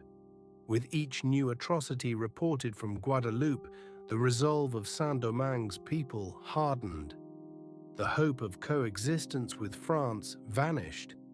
The choices narrowed: fight or perish, liberty or death. The lesson was clear: freedom could not be entrusted to distant rulers. Only force, only independence could guarantee that the chains would not return. As the rainy season descended on Saint-Domingue, the island held its breath. The revolution, thought crushed, was about to be reborn, not as a struggle for rights within the French Empire, but as a fight for absolute independence. The stage was set for Dessalines to take up the banner of war, and for Saint-Domingue to become the crucible of a new world. News from Guadeloupe swept through Saint-Domingue like a storm, bringing dread to every corner. The French had crushed the rebellion there with ruthless force, reinstating slavery, executing leaders, and chaining survivors. For the people of Saint-Domingue, any lingering faith in the French Republic's promises of emancipation was destroyed. Suspicion became certainty. The only future France offered was a return to bondage. In this atmosphere of betrayal and fear, Jean-Jacques Dessalines stepped forward as the unyielding leader of resistance. Once the trusted lieutenant of Toussaint Louverture, Dessalines was now his successor in both spirit and command. Hardened by years of brutal conflict, he brought a relentless will and a readiness for both discipline and ferocity. Where Toussaint had sought compromise, Dessalines saw only the necessity of victory. He understood, perhaps more deeply than anyone, that defeat would mean annihilation. The indigenous army, battered by years of attrition and shifting loyalties, needed urgent renewal. Dessalines moved swiftly, calling on trusted generals, Henri Christophe in the north, Alexandre Pétion and André Rigaud among the gens de couleur, Capois-la-Mort, Clairvaux, and Geffrard. Once divided by rivalry, these men now faced a common enemy. Dessalines' true genius lay in forging unity from former fracture. Christophe, imposing and disciplined, brought order to the north. Pétion, connected to the mixed-race elite, offered political skill and southern loyalty. Capois, renowned for reckless bravery, inspired the rank and file. Clairvaux and Geffrard, seasoned officers, contributed vital experience in logistics and strategy. Under Dessalines, their strengths became the backbone of a new, unified resistance. This alliance was hard-won. The wounds of the War of Knives, when black and mixed-race forces had fought each other, were still raw. But the looming threat of re-enslavement dissolved old enmities. Dessalines, who had once battled Pétion and Rigaud, now met with them in secret, forging a pact of survival. The army they rebuilt was no longer a desperate rabble, but a disciplined force hardened by necessity. As French repression intensified, the struggle sharpened. Leclerc's troops hunted rebels, executed prisoners, and terrorized the countryside, yet every act of violence only stiffened the resolve of the people. Rural communities, already scarred by slavery, became networks of resistance, feeding, sheltering, and arming fighters. Women and children risked everything as couriers and spies. Faith, too, was a weapon. The memory of Bois Caïman, the revolution's spiritual birth, echoed in every oath and prayer before battle. Dessalines was merciless in his methods. He ordered summary executions of suspected collaborators, convinced that fear was the only language the French understood. This was more than a military campaign. It was psychological warfare, a battle for the soul of Saint-Domingue. The message was stark. Surrender meant death. Resistance offered hope. The violence was calculated, intended to shatter the occupier's will and warn potential traitors. The shift from seeking autonomy within the French Republic to demanding full independence was neither quick nor easy. Many leaders had once hoped for reconciliation, perhaps a negotiated autonomy like Toussaint's 1801 constitution. But as French atrocities mounted, hope curdled into fury. The people of Saint-Domingue, black and mixed race alike, understood that freedom could not be entrusted to distant rulers. Only complete separation from France could ensure liberty. Across the island, the drums of resistance grew louder. Guerrilla warfare intensified, plantations burned, and French outposts fell to ambush and sabotage. The very landscape became a weapon, mountains, forests, and cane fields sheltering surprise attacks. The French, increasingly isolated in fortified towns, suffered from disease and dwindling supplies. For every French victory, a dozen new fires sprang up in the countryside. The momentum now belonged to Dessalines and his allies. Their cause surpassed mere survival. It was the birth of a nation. Independence had become the rallying cry, uniting former rivals and the masses. The war entered its final, most desperate phase. For the people of Saint-Domingue, there could be no turning back. The struggle would end only in freedom or in destruction. Disease, it was said, had always been the secret ruler of Saint-Domingue. Now, in the crucible of revolution, yellow fever reigned more ruthlessly than any general. As French armies dug in, the fever stalked their camps and garrisons, striking down men in their prime, indifferent to rank or valor. It began with a headache and chills, then jaundice, delirium, and, often within days, death. Soldiers who had survived battles and ambushes found themselves powerless against this invisible foe. By the summer of 1802, thousands of French troops had perished, their bodies buried in shallow graves or left where they fell, the air heavy with the scent of decay and fear. Among the dead was Charles Leclerc, Napoleon's brother-in-law and commander of the expedition. Leclerc had arrived with dreams of swift victory, but yellow fever shattered his hopes. Wasting away in his quarters, he wrote desperate letters to Paris, warning that the colony was a graveyard for Europeans. His death in November 1802 was both a personal tragedy and a strategic turning point. The mantle of command passed to Donatien Marie-Joseph de Rochambeau, a man whose reputation for cruelty would soon eclipse that of his predecessors. Rochambeau inherited not an army, but a force in disarray, demoralized, diseased, and surrounded by enemies. Determined to break the will of the revolutionaries, he unleashed a campaign of terror designed to sow fear and division. He ordered mass executions in public squares, where black and mixed-race prisoners were drowned, shot, or hanged as warnings. Villages suspected of aiding the rebels were burned to the ground.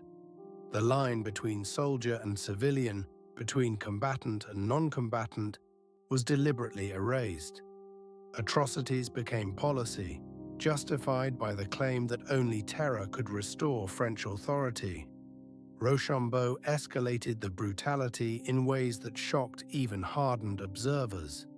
Seeking to crush the revolutionaries through psychological warfare, he imported packs of bloodhounds from Cuba, dogs bred and trained to hunt humans. These animals were unleashed in the countryside, set upon fugitives, suspected rebels, and their families.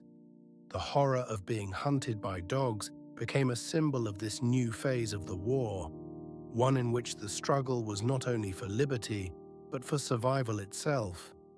The French, once agents of the Enlightenment, now waged a campaign that recalled the darkest chapters of colonial conquest.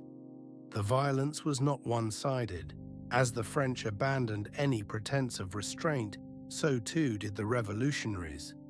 The war became increasingly racialized, with black and mixed-race fighters viewing the conflict as a struggle for existence against a genocidal enemy. Dessalines and his lieutenants responded to French terror with their own forms of retribution. Captured French soldiers were often executed rather than taken prisoner, and collaborators faced swift, brutal justice. The boundaries of mercy contracted, and the revolutionaries' resolve hardened into something unbreakable. Desperation gripped both sides. For the French, dwindling supplies and constant attrition made every day a struggle. Disease thinned their ranks faster than any musket or machete. Isolated in their coastal enclaves, they watched the countryside slip from their grasp. For the revolutionaries, the price of resistance was paid in blood and suffering. Families were torn apart by reprisals. Communities lived in constant fear of massacre. Yet amid the horror, the people of Saint-Domingue refused to yield. The memory of slavery, the promise of freedom, and the knowledge that surrender meant annihilation steeled their determination. As brutality escalated, so did the revolutionaries' organization and discipline. Guerrilla bands grew into armies. Communication networks, often run by women and children, kept information flowing despite the ever-present threat of betrayal. Religious faith, especially the syncretic practices that blended Catholicism with Vodou, offered solace and a sense of destiny.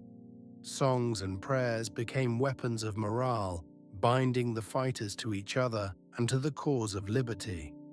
In every village, every cane field, the revolution became not just a war for independence, but a crucible in which a new nation was being forged. Rochambeau's campaign of terror had the opposite of its intended effect. Instead of breaking the revolutionary's spirit, It convinced even the wavering that there could be no compromise. The French had shown their hand. Emancipation would not be honored, and only total victory could guarantee freedom. The revolutionaries, once divided by class and color, now found unity in the face of annihilation. The brutality of the war burned away the old fractures, leaving a hardened core of resistance. By the close of 1802, the war in Saint-Domingue had become a struggle unlike any other in the Atlantic world. Disease ravaged the invaders, terror and counter-terror defined the conflict. The old colonial order lay in ruins, and the revolutionaries, battered but unbroken, prepared for the final campaign. The stage was set for the decisive confrontations that would determine the fate of the island and the future of the Atlantic world. By early 1803, the war for Saint-Domingue reached its final brutal phase. The French, ravaged by disease and desertion, clung to a few northern strongholds, Cap Français, Léogane, and scattered outposts, while their hopes of reconquest faded with every soldier lost to yellow fever. General Rochambeau, inheriting Leclerc's failed campaign, commanded a force now a shadow of its former self, isolated and desperate. Across the battered landscape, the revolutionary armies, once divided by region and ambition, moved with a new unified resolve. What began as a revolt for liberty had become a war for survival, and everyone fighting understood the stakes. The revolutionaries pressed their advantage, exploiting the French army's exhaustion and growing international isolation. Napoleon's wars in Europe flared anew, and Britain, once an enemy of the Black Revolution, now blockaded Saint-Domingue's coast, cutting off French reinforcements and supplies. British warships hovered off the harbors, their guns trained on French vessels, while rumors swirled of a possible British landing. The Spanish, watching warily from the island's eastern side, grew resigned to the revolution's momentum. Jean-Jacques Dessalines, now the undisputed leader, saw unity as essential. He called his generals, Christophe in the north, Pétion and Geffrard in the west, Gabart and Vernet in the south, to coordinate the final campaign.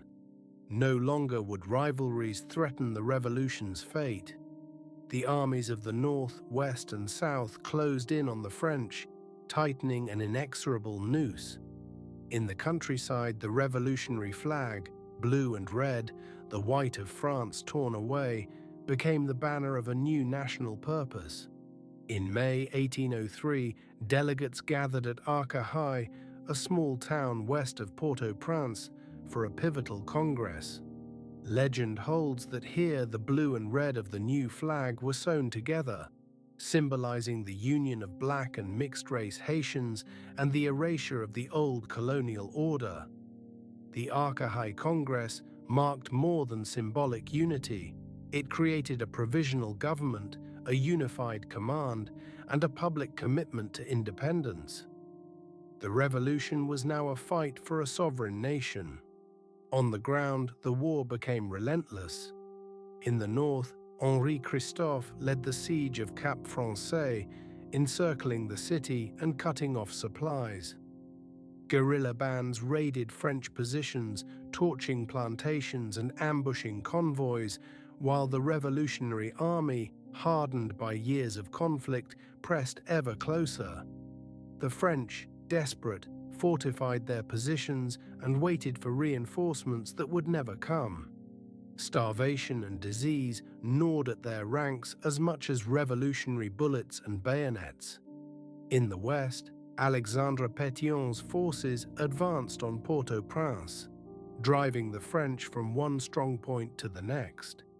The city, once a jewel of colonial wealth, became a battleground of shattered streets and burning fields. Survivors remembered the thunder of cannon, the smoke of burning sugar fields, and the cries of the wounded echoing through the night. Every village and plantation became a front line, every river and mountain a place of ambush and resistance. The southern campaign, led by Gabart and Vernet, swept through plains and valleys, liberating enslaved people and recruiting them into the revolutionary ranks. French garrisons, isolated and outnumbered, surrendered or fled, sometimes massacred in reprisal for years of brutality. News of each victory spread swiftly, swelling the revolutionary armies and breaking the last threads of French morale. Throughout these campaigns, the revolutionaries faced not just the French, but also the ghosts of the old order, divisions of race and class, the temptations of vengeance, the fear that freedom might not be enough to unite them. Yet under Dessalines, the movement held firm. The new flag, raised above every encampment, became both a promise and a warning. The world would remember what was being forged in Saint-Domingue. By autumn, the French were cornered. Cap Français, their last northern bastion, was encircled, its defenders reduced to eating horses and rats. Rochambeau, once the architect of terror, now pleaded for mercy from the very people he had sought to destroy. The stage was set for the final confrontation, a battle for the fate of the island and for the meaning of liberty itself. The revolutionaries, united and unyielding, braced for the storm to come. November 18, 1803, the fields and hills south of Cap Français, today's Cap Haitien, awakened to the thunder of drums and the haze of gunpowder. The fate of Saint-Domingue, the world's richest colony, rests on a single battle, Vertières. In muddy trenches and battered redoubts, the last French army in the Caribbean faces an army of former slaves and free people of color, united under the black, blue, and red banner of revolution. Jean-Jacques Dessalines, hardened by years of war and betrayal, commands the revolutionary forces. His army is a mosaic of survivors, men and women who have known the whip and the chains of bondage. Some are veterans of Toussaint Louverture's campaigns. Others have followed Christophe, Pétion, or Geffrard. Now, under Dessalines, their ranks have swelled to over 20,000, driven by hope and the memory of centuries of suffering. Opposing them is Donatien Marie-Joseph de Rochambeau, the French commander, whose rule has been marked by terror. His force, less than 3,000 strong, is gaunt from siege and disease. Cornered, low on food, and out of reinforcements, Rochambeau's men are surrounded by an enemy who remembers the cruelties of slavery. For both sides, Vertières is more than a battle. It is a reckoning. The French have dug in at Vertières, guarding the approach to Cap Français. Ditches, palisades, and cannon line the hills, anchored by Fort Breda. Rain and mud turn the ground to a sucking mire. The air is thick with the smell of damp powder and fear. The Haitian army, emboldened by victory, advances in waves, banners snapping in the wind, voices raised in war songs. Among the revolutionaries, one name becomes legend: François Capois, known as Capois la Mort. Mounted on horseback, Capois leads the first assault at dawn. Musket balls and cannon fire tear through his ranks. His horse is shot from under him. He rises, dusts himself off, and charges again, sword aloft. 3 times he is thrown down, 3 times he rises. Even the French, stunned by his courage, momentarily cease fire in respect. But the battle surges on. Capois and his men hurl themselves at the entrenchments. Throughout the morning, fighting is relentless. Dessalines directs his generals, Christophe, Clairvaux, Gabart, to coordinate repeated assaults. Each attack is met with withering fire, but discipline and sheer numbers begin to tell. The French, exhausted and malnourished, are forced back from their outworks. Ammunition dwindles. The cries of the wounded mingle with shouts of officers and the hammering rain. By midday, the revolutionaries have seized key positions along the French line. The advance is paid in blood, but the momentum is unstoppable. Revolutionaries storm the fortifications with bayonets and machetes, driving the defenders back toward their last redoubt. The tricolour flag of France shudders and falls, replaced by the blue and red of the Revolution.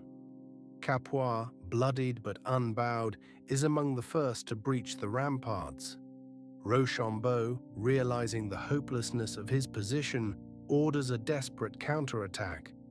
French grenadiers, uniforms ragged and faces gaunt, launch themselves downhill in a final futile attempt to break the encirclement. The assault collapses in chaos. French casualties mount by the hour.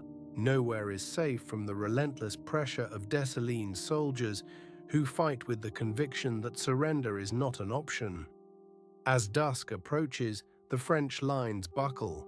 The sound of battle fades, replaced by the groans of the dying and the exultant cries of the victors. Rochambeau's officers plead for a ceasefire to recover their wounded.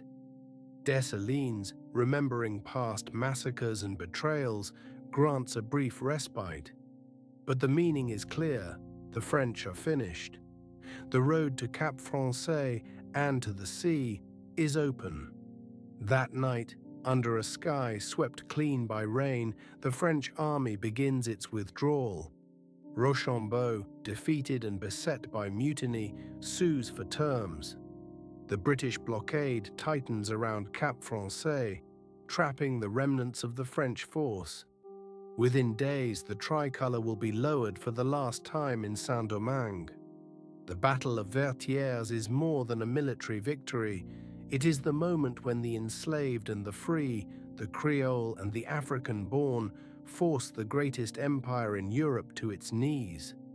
It is the last gasp of an old world and the birth cry of a new nation.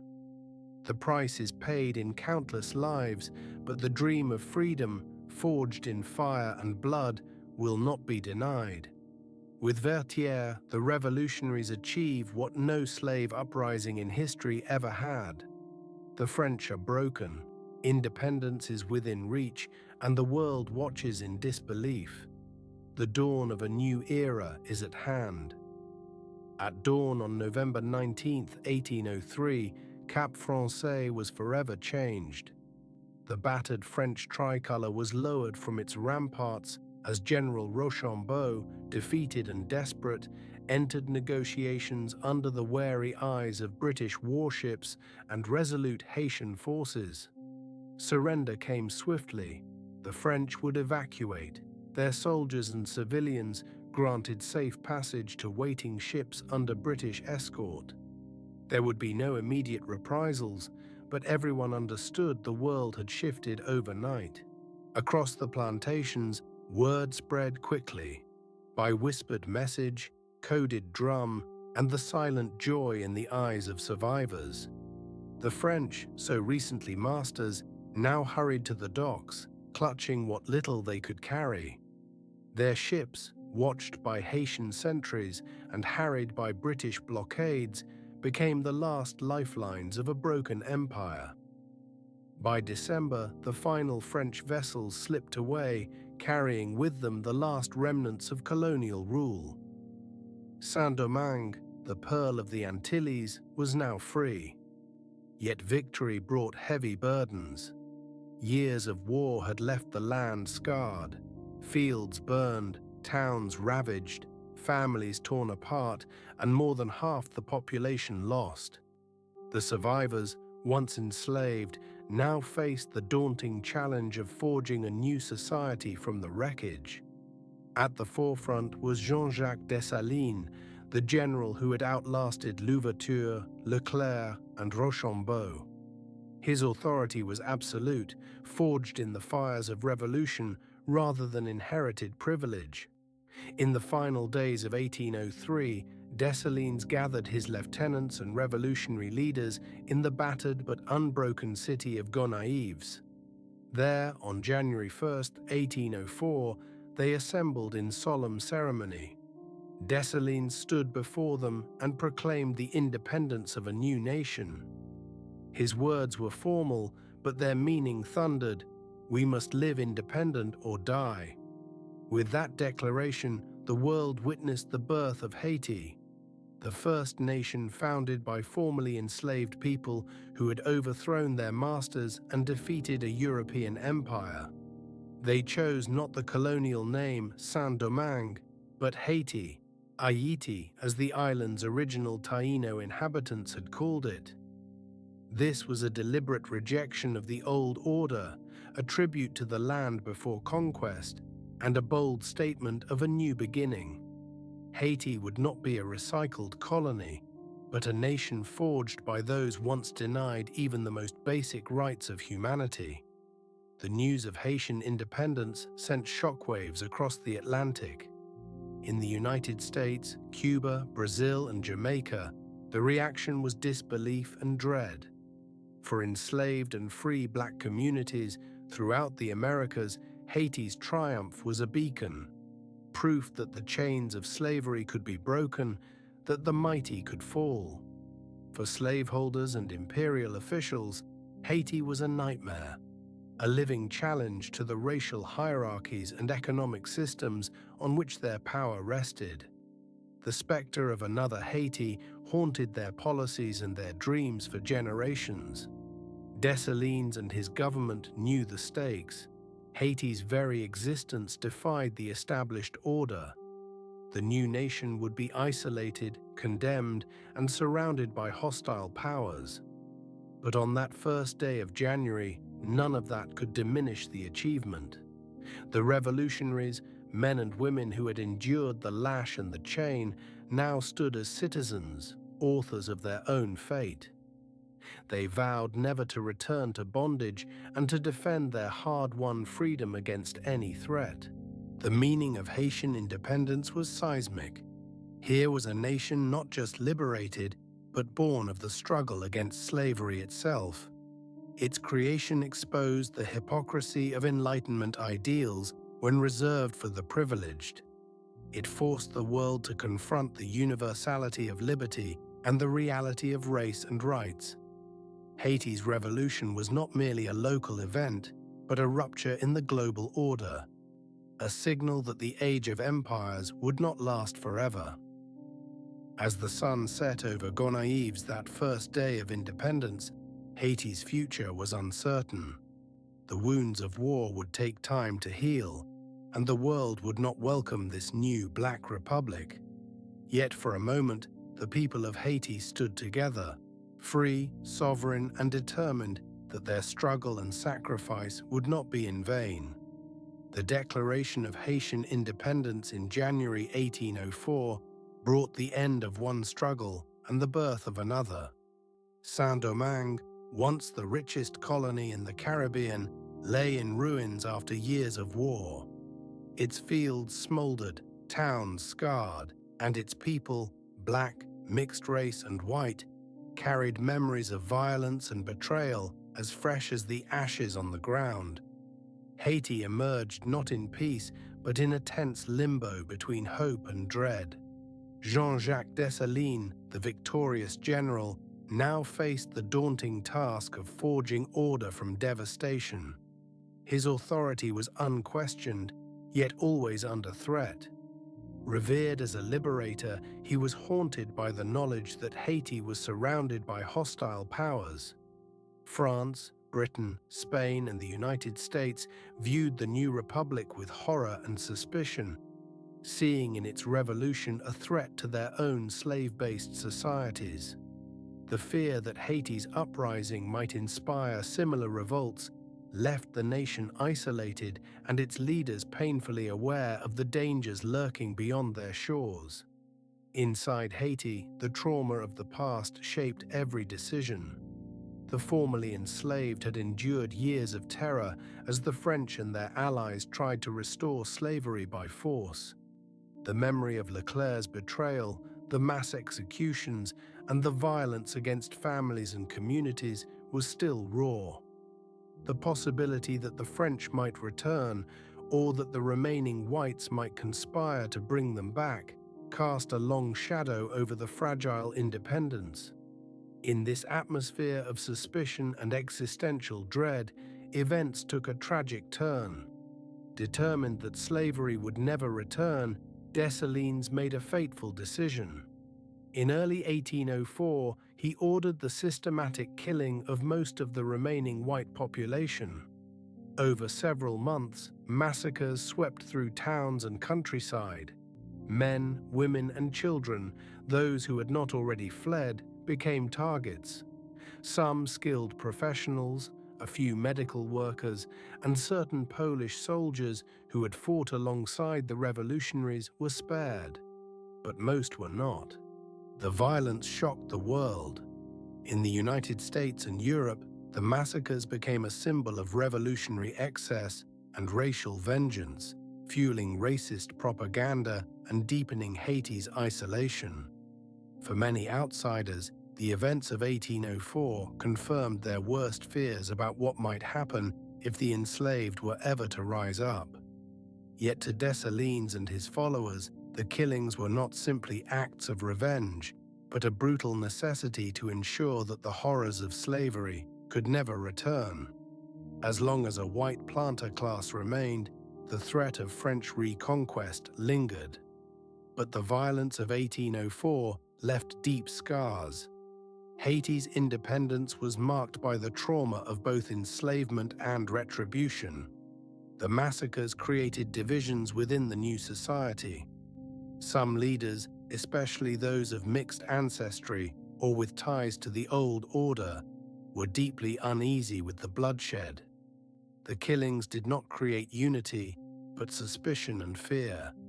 The promise of freedom had come at a terrible price, and the challenge of building a just society from such a foundation was immense. Dessalines confronted these challenges with a blend of charisma and severity. He declared himself Governor-General for life, and later Emperor Jacques thus, seeking to rebuild the economy while keeping land in the hands of the state. He imposed a militarized agriculture system that echoed the discipline of the old plantations. The contradiction was stark. The revolution had destroyed slavery, but the need to produce exports and defend the nation led to new forms of compulsion and hierarchy. The ideal of liberty was shadowed by the realities of survival and fear. Faith, too, was transformed by the revolution's violence. Catholicism, Vodou, and other spiritual practices blended and adapted, offering comfort and meaning amid the ruins. For many Haitians, the promise of divine justice had sustained them through suffering. Now, in the uncertain dawn of independence, faith became both a refuge and a hope that the bloodshed might someday end, and that the new nation could find peace. The outside world recoiled, but within Haiti, the meaning of 1804 remained complex.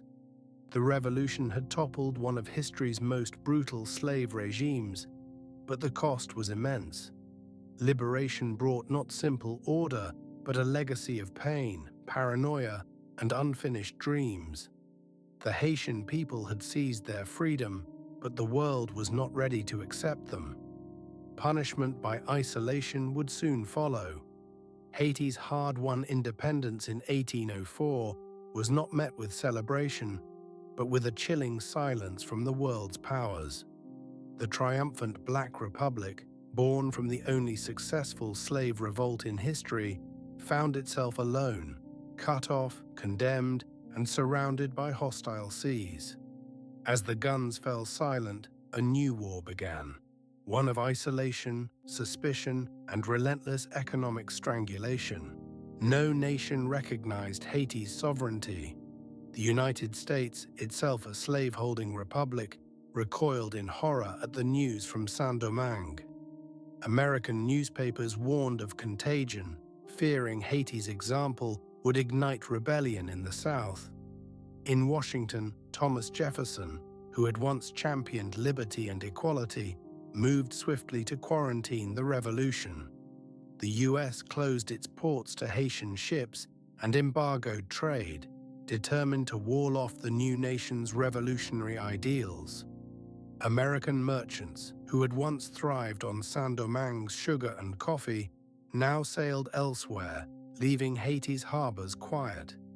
Europe's response was equally cold. Britain, with its own Caribbean colonies dependent on enslaved labor, refused recognition.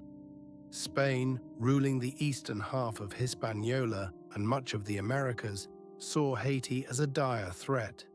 Even abolition-minded voices in London and Paris hesitated, wary of legitimizing a republic forged by black insurrection. The French, humiliated by their defeat, refused to acknowledge the loss of Saint-Domingue. While Napoleon's empire collapsed in Europe, Paris clung to its refusal. Desperate for legitimacy and trade, the new Haitian government sent envoys abroad seeking recognition and commerce. They found only closed doors. For nearly 2 decades, Haiti existed in diplomatic purgatory, a nation officially invisible, its people forced to look inward for survival. Isolation was not just political, it was economic. The world's shipping lanes were closed to Haitian goods. The plantations, once the richest in the world, struggled to export even a fraction of their former bounty. Foreign merchants, afraid of violating embargoes, stayed away. Without foreign markets, the Haitian treasury starved. The government, already fractured by internal rivalries and the legacy of war, struggled to pay its troops or maintain infrastructure. The dreams of prosperity that had animated the revolution began to wither. France delivered the harshest blow. In 1825, 2 decades after independence, King Charles VI sent a flotilla of warships to Port-au-Prince. The message was blunt. Haiti would remain a pariah, or it could buy its way back into the world. In exchange for diplomatic recognition, France demanded a staggering indemnity, 150 million francs, later reduced to 90 million. This was to compensate former French planters for their lost property. Not just land, but the enslaved people themselves. The freedom Haiti had won on the battlefield now came with a crippling price tag. The Haitian government, under President Jean-Pierre Boyer, had little choice. With cannons aimed at the capital and the threat of renewed invasion, Boyer agreed. The indemnity would be paid in installments, financed by high-interest loans from French banks. The debt became a noose, tightening with every passing year. To meet the payments, Haiti's government taxed its people heavily and mortgaged the nation's future. Money that could have built schools or repaired roads instead flowed to Paris, enriching the very nation that had once enslaved them. France's recognition did little to end Haiti's isolation. The United States, still wary of a black republic and bound to its own system of slavery, withheld recognition until 1862, nearly 60 years after Haitian independence, and only after the American Civil War had begun. Until then, Haiti remained in the diplomatic wilderness. Its ambassadors turned away, its ships unwelcome in American ports. Other nations followed Washington's lead. Haiti's victory had made it a symbol, but also an outcast. This punishment by isolation was not simply a matter of wounded pride. It shaped every aspect of Haitian life. Cut off from global markets, the economy languished. The burden of debt stunted development, forcing generations to labor for payments that never seemed to end. The promise of the revolution, land, dignity, and freedom, was eroded by poverty and the constant fear of foreign intervention. Haiti's leaders, forced to govern in a climate of suspicion and scarcity, often ruled with a heavy hand, wary of both internal dissent and external threats. Yet even as the world tried to smother the Haitian experiment, the nation endured. Its people clung to the memory of their victory and the hope that one day their freedom would be recognized not as a threat, but as a beacon. In the face of isolation, Haiti's very survival became an act of defiance, a living testament to the price and promise of revolution. In the early 19th century, the world was shaken by Haiti's revolution. What began as an uprising among the enslaved ended with the birth of the first Black Republic, a nation forged in defiance of slavery and colonialism. But the shockwaves radiating from Haiti did not stop at its embattled shores. The world after Haiti was transformed by fear, by hope, and by new possibilities. One of the most immediate and profound effects was felt in North America. As Napoleon's armies bled out in Saint-Domingue, their defeat forced a radical rethinking of French imperial ambition. The vast Louisiana territory, once meant to be the breadbasket for a Caribbean empire, suddenly became a liability. In 1803, with his colonial dreams in ruins and war looming in Europe, Napoleon sold Louisiana to the United States. The Louisiana Purchase doubled the size of the young republic and set the stage for westward expansion. But it was made possible only by the Haitian Revolution's destruction of French power in the Americas. This transfer of territory transformed the map, but it also carried deeper implications. The United States, itself born of revolution, now confronted a dilemma. The example of Haiti terrified Southern slaveholders, who saw in it a vision of their own enslaved people rising up in violence. For abolitionists and enslaved people, Haiti became a beacon, a living proof that freedom could be seized by force and that Black people could govern themselves. Across the Atlantic, the revolution in Haiti became a touchstone for debates about slavery and emancipation. In Britain, anti-slavery campaigners cited Haiti as evidence that slavery was not only immoral, but dangerous to maintain. The specter of a second Haiti haunted the American South and the Caribbean alike. The reverberations of Haiti's revolution echoed through every port touched by the Atlantic slave trade. In Jamaica, Cuba, Trinidad, and the American South, planters tightened their grip, imposed new restrictions, and lived in fear of insurrection. Slave codes grew harsher, surveillance increased, yet the idea of Haiti, of liberty won and defended by the formerly enslaved, spread with the winds. News traveled by ship and rumor, carried by sailors, traders, and the enslaved themselves. Secret societies, maroon communities, and abolitionist networks circulated stories of Toussaint Louverture and Jean-Jacques Dessalines. Haiti's very existence was a rebuke to every justification of white supremacy. But the revolution's meaning was not only forged in the minds of the oppressed. European empires, chastened by military defeat and haunted by the prospect of more uprisings, recalibrated their colonial strategies. France's retreat from the Caribbean signaled a broader imperial contraction. Britain, sensing both threat and opportunity, began to shift towards gradual emancipation, while Spain and Portugal clung ever tighter to their own slave economies, fearful that the contagion of revolt might spread. The channels of the Atlantic world were now charged with new anxieties and possibilities. Haiti itself became a symbol and a sanctuary. It opened its doors to refugees and rebels, offering citizenship to anyone, regardless of race, willing to swear loyalty to its constitution. Black Americans, Polish soldiers, and French radicals all found a precarious haven on Haitian soil. In 1820, President Jean-Pierre Boyer would even invite free Black people from the United States to settle in Haiti, hoping to build a multiracial society founded on the ideals of the Revolution. Yet this experiment in black sovereignty was constantly undermined by the world outside. Economic isolation, diplomatic ostracism, and the ever-present threat of invasion made Haiti's independence a daily struggle.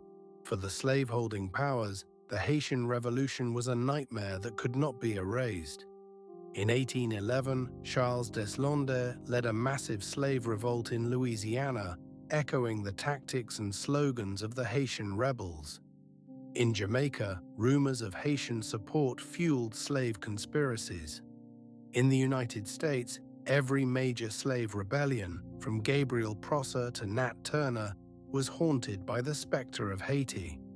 Slaveholders responded with violence and repression, but the idea that the enslaved could and should fight for their freedom could never be entirely stamped out. The Haitian Revolution forced the world to confront the possibilities and perils of universal rights. The age of Atlantic revolutions had begun with the promise that all men are created equal. Haiti alone had the audacity to make that promise real, regardless of race. It was an achievement that embarrassed the great powers and exposed the limits of their own revolutions. The world after Haiti was one in which freedom was no longer an abstract ideal, but a living, contested reality. In the centuries since, the Haitian Revolution has often been forgotten, distorted, or dismissed by those who could not reconcile its radical promise with the realities of race and empire. But its consequences remain.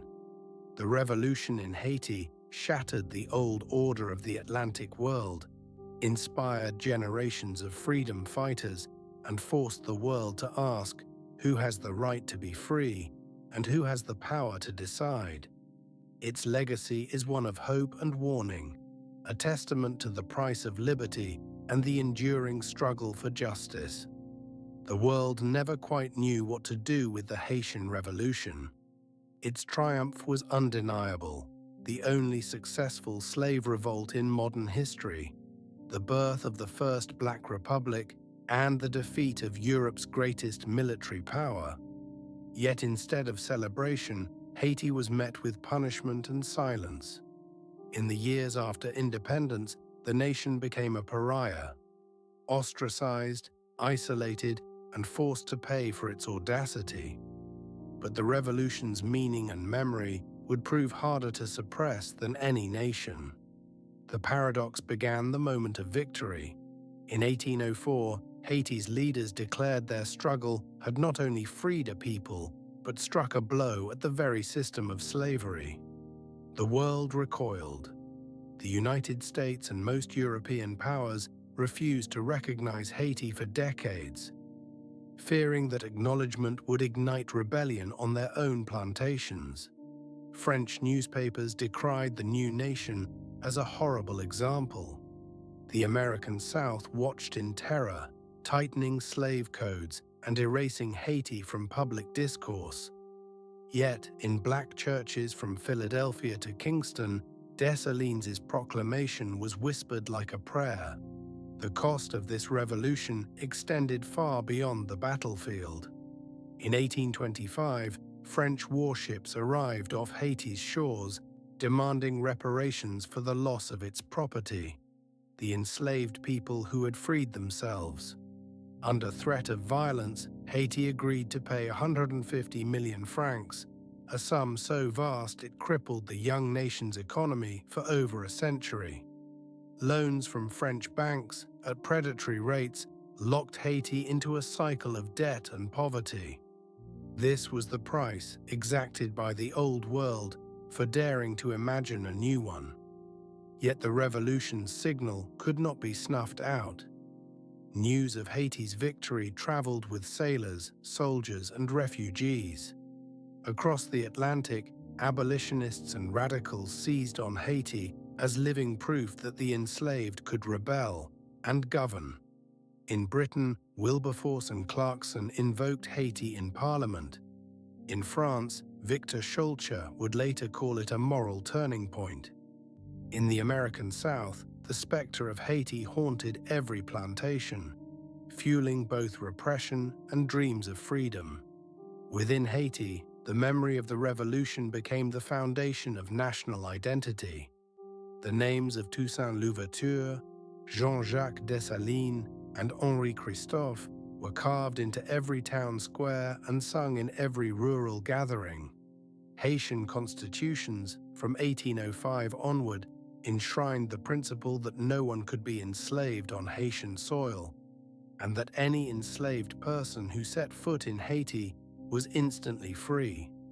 The revolution's promise, liberty, equality, black sovereignty, became a secular gospel, even as the nation struggled with poverty, division, and repeated foreign intervention. The world responded not only with isolation, but with attempts to erase the revolution from history. In France, the story of Saint-Domingue was rewritten as a tale of chaos and barbarism. In the United States, textbooks omitted the very existence of the Black Republic. Even after abolition, few nations acknowledged Haiti's role in making emancipation thinkable, let alone inevitable. But the revolution's traces survived, in letters from Toussaint, decrees from Dessalines, the testimony of refugees, the songs of the Lakou, and the coded prayers of Vodou ceremonies. Each story kept alive a memory the world could not entirely bury. Through the 19th and 20th centuries, Haiti's revolution became a touchstone for anti-colonial struggles across the globe. Rebels in Latin America, from Simón Bolívar to Francisco de Miranda, sought aid and inspiration from Haiti. Its example echoed in the freedom struggles of Africa and the Caribbean, in the rhetoric of Marcus Garvey, and in the poetry of Aimé Césaire. During the U.S. occupation in the early 20th century, American Marines tried to suppress the symbols of 1804, but could not erase the legacy. Every Haitian uprising, every cry for dignity, invoked the revolution as both shield and sword. Today, the consequences of Haiti's revolution remain unresolved. The nation continues to pay for its founding crime, impoverished by debt, battered by foreign intervention, and too often misunderstood by the world beyond its shores. Yet the revolution's meaning endures wherever people struggle for freedom against impossible odds. It is heard in the chants of those who refuse to be enslaved, seen in the defiant faces of those who demand to be counted, and remembered in the archives and hearts of all who believe that history can be changed from below. The Haitian Revolution was not merely a moment in time, nor a tragedy to be mourned. It is a challenge, a rebuke, and a promise. Against every attempt to erase or punish, it insists, a world built on slavery can be overturned by the courage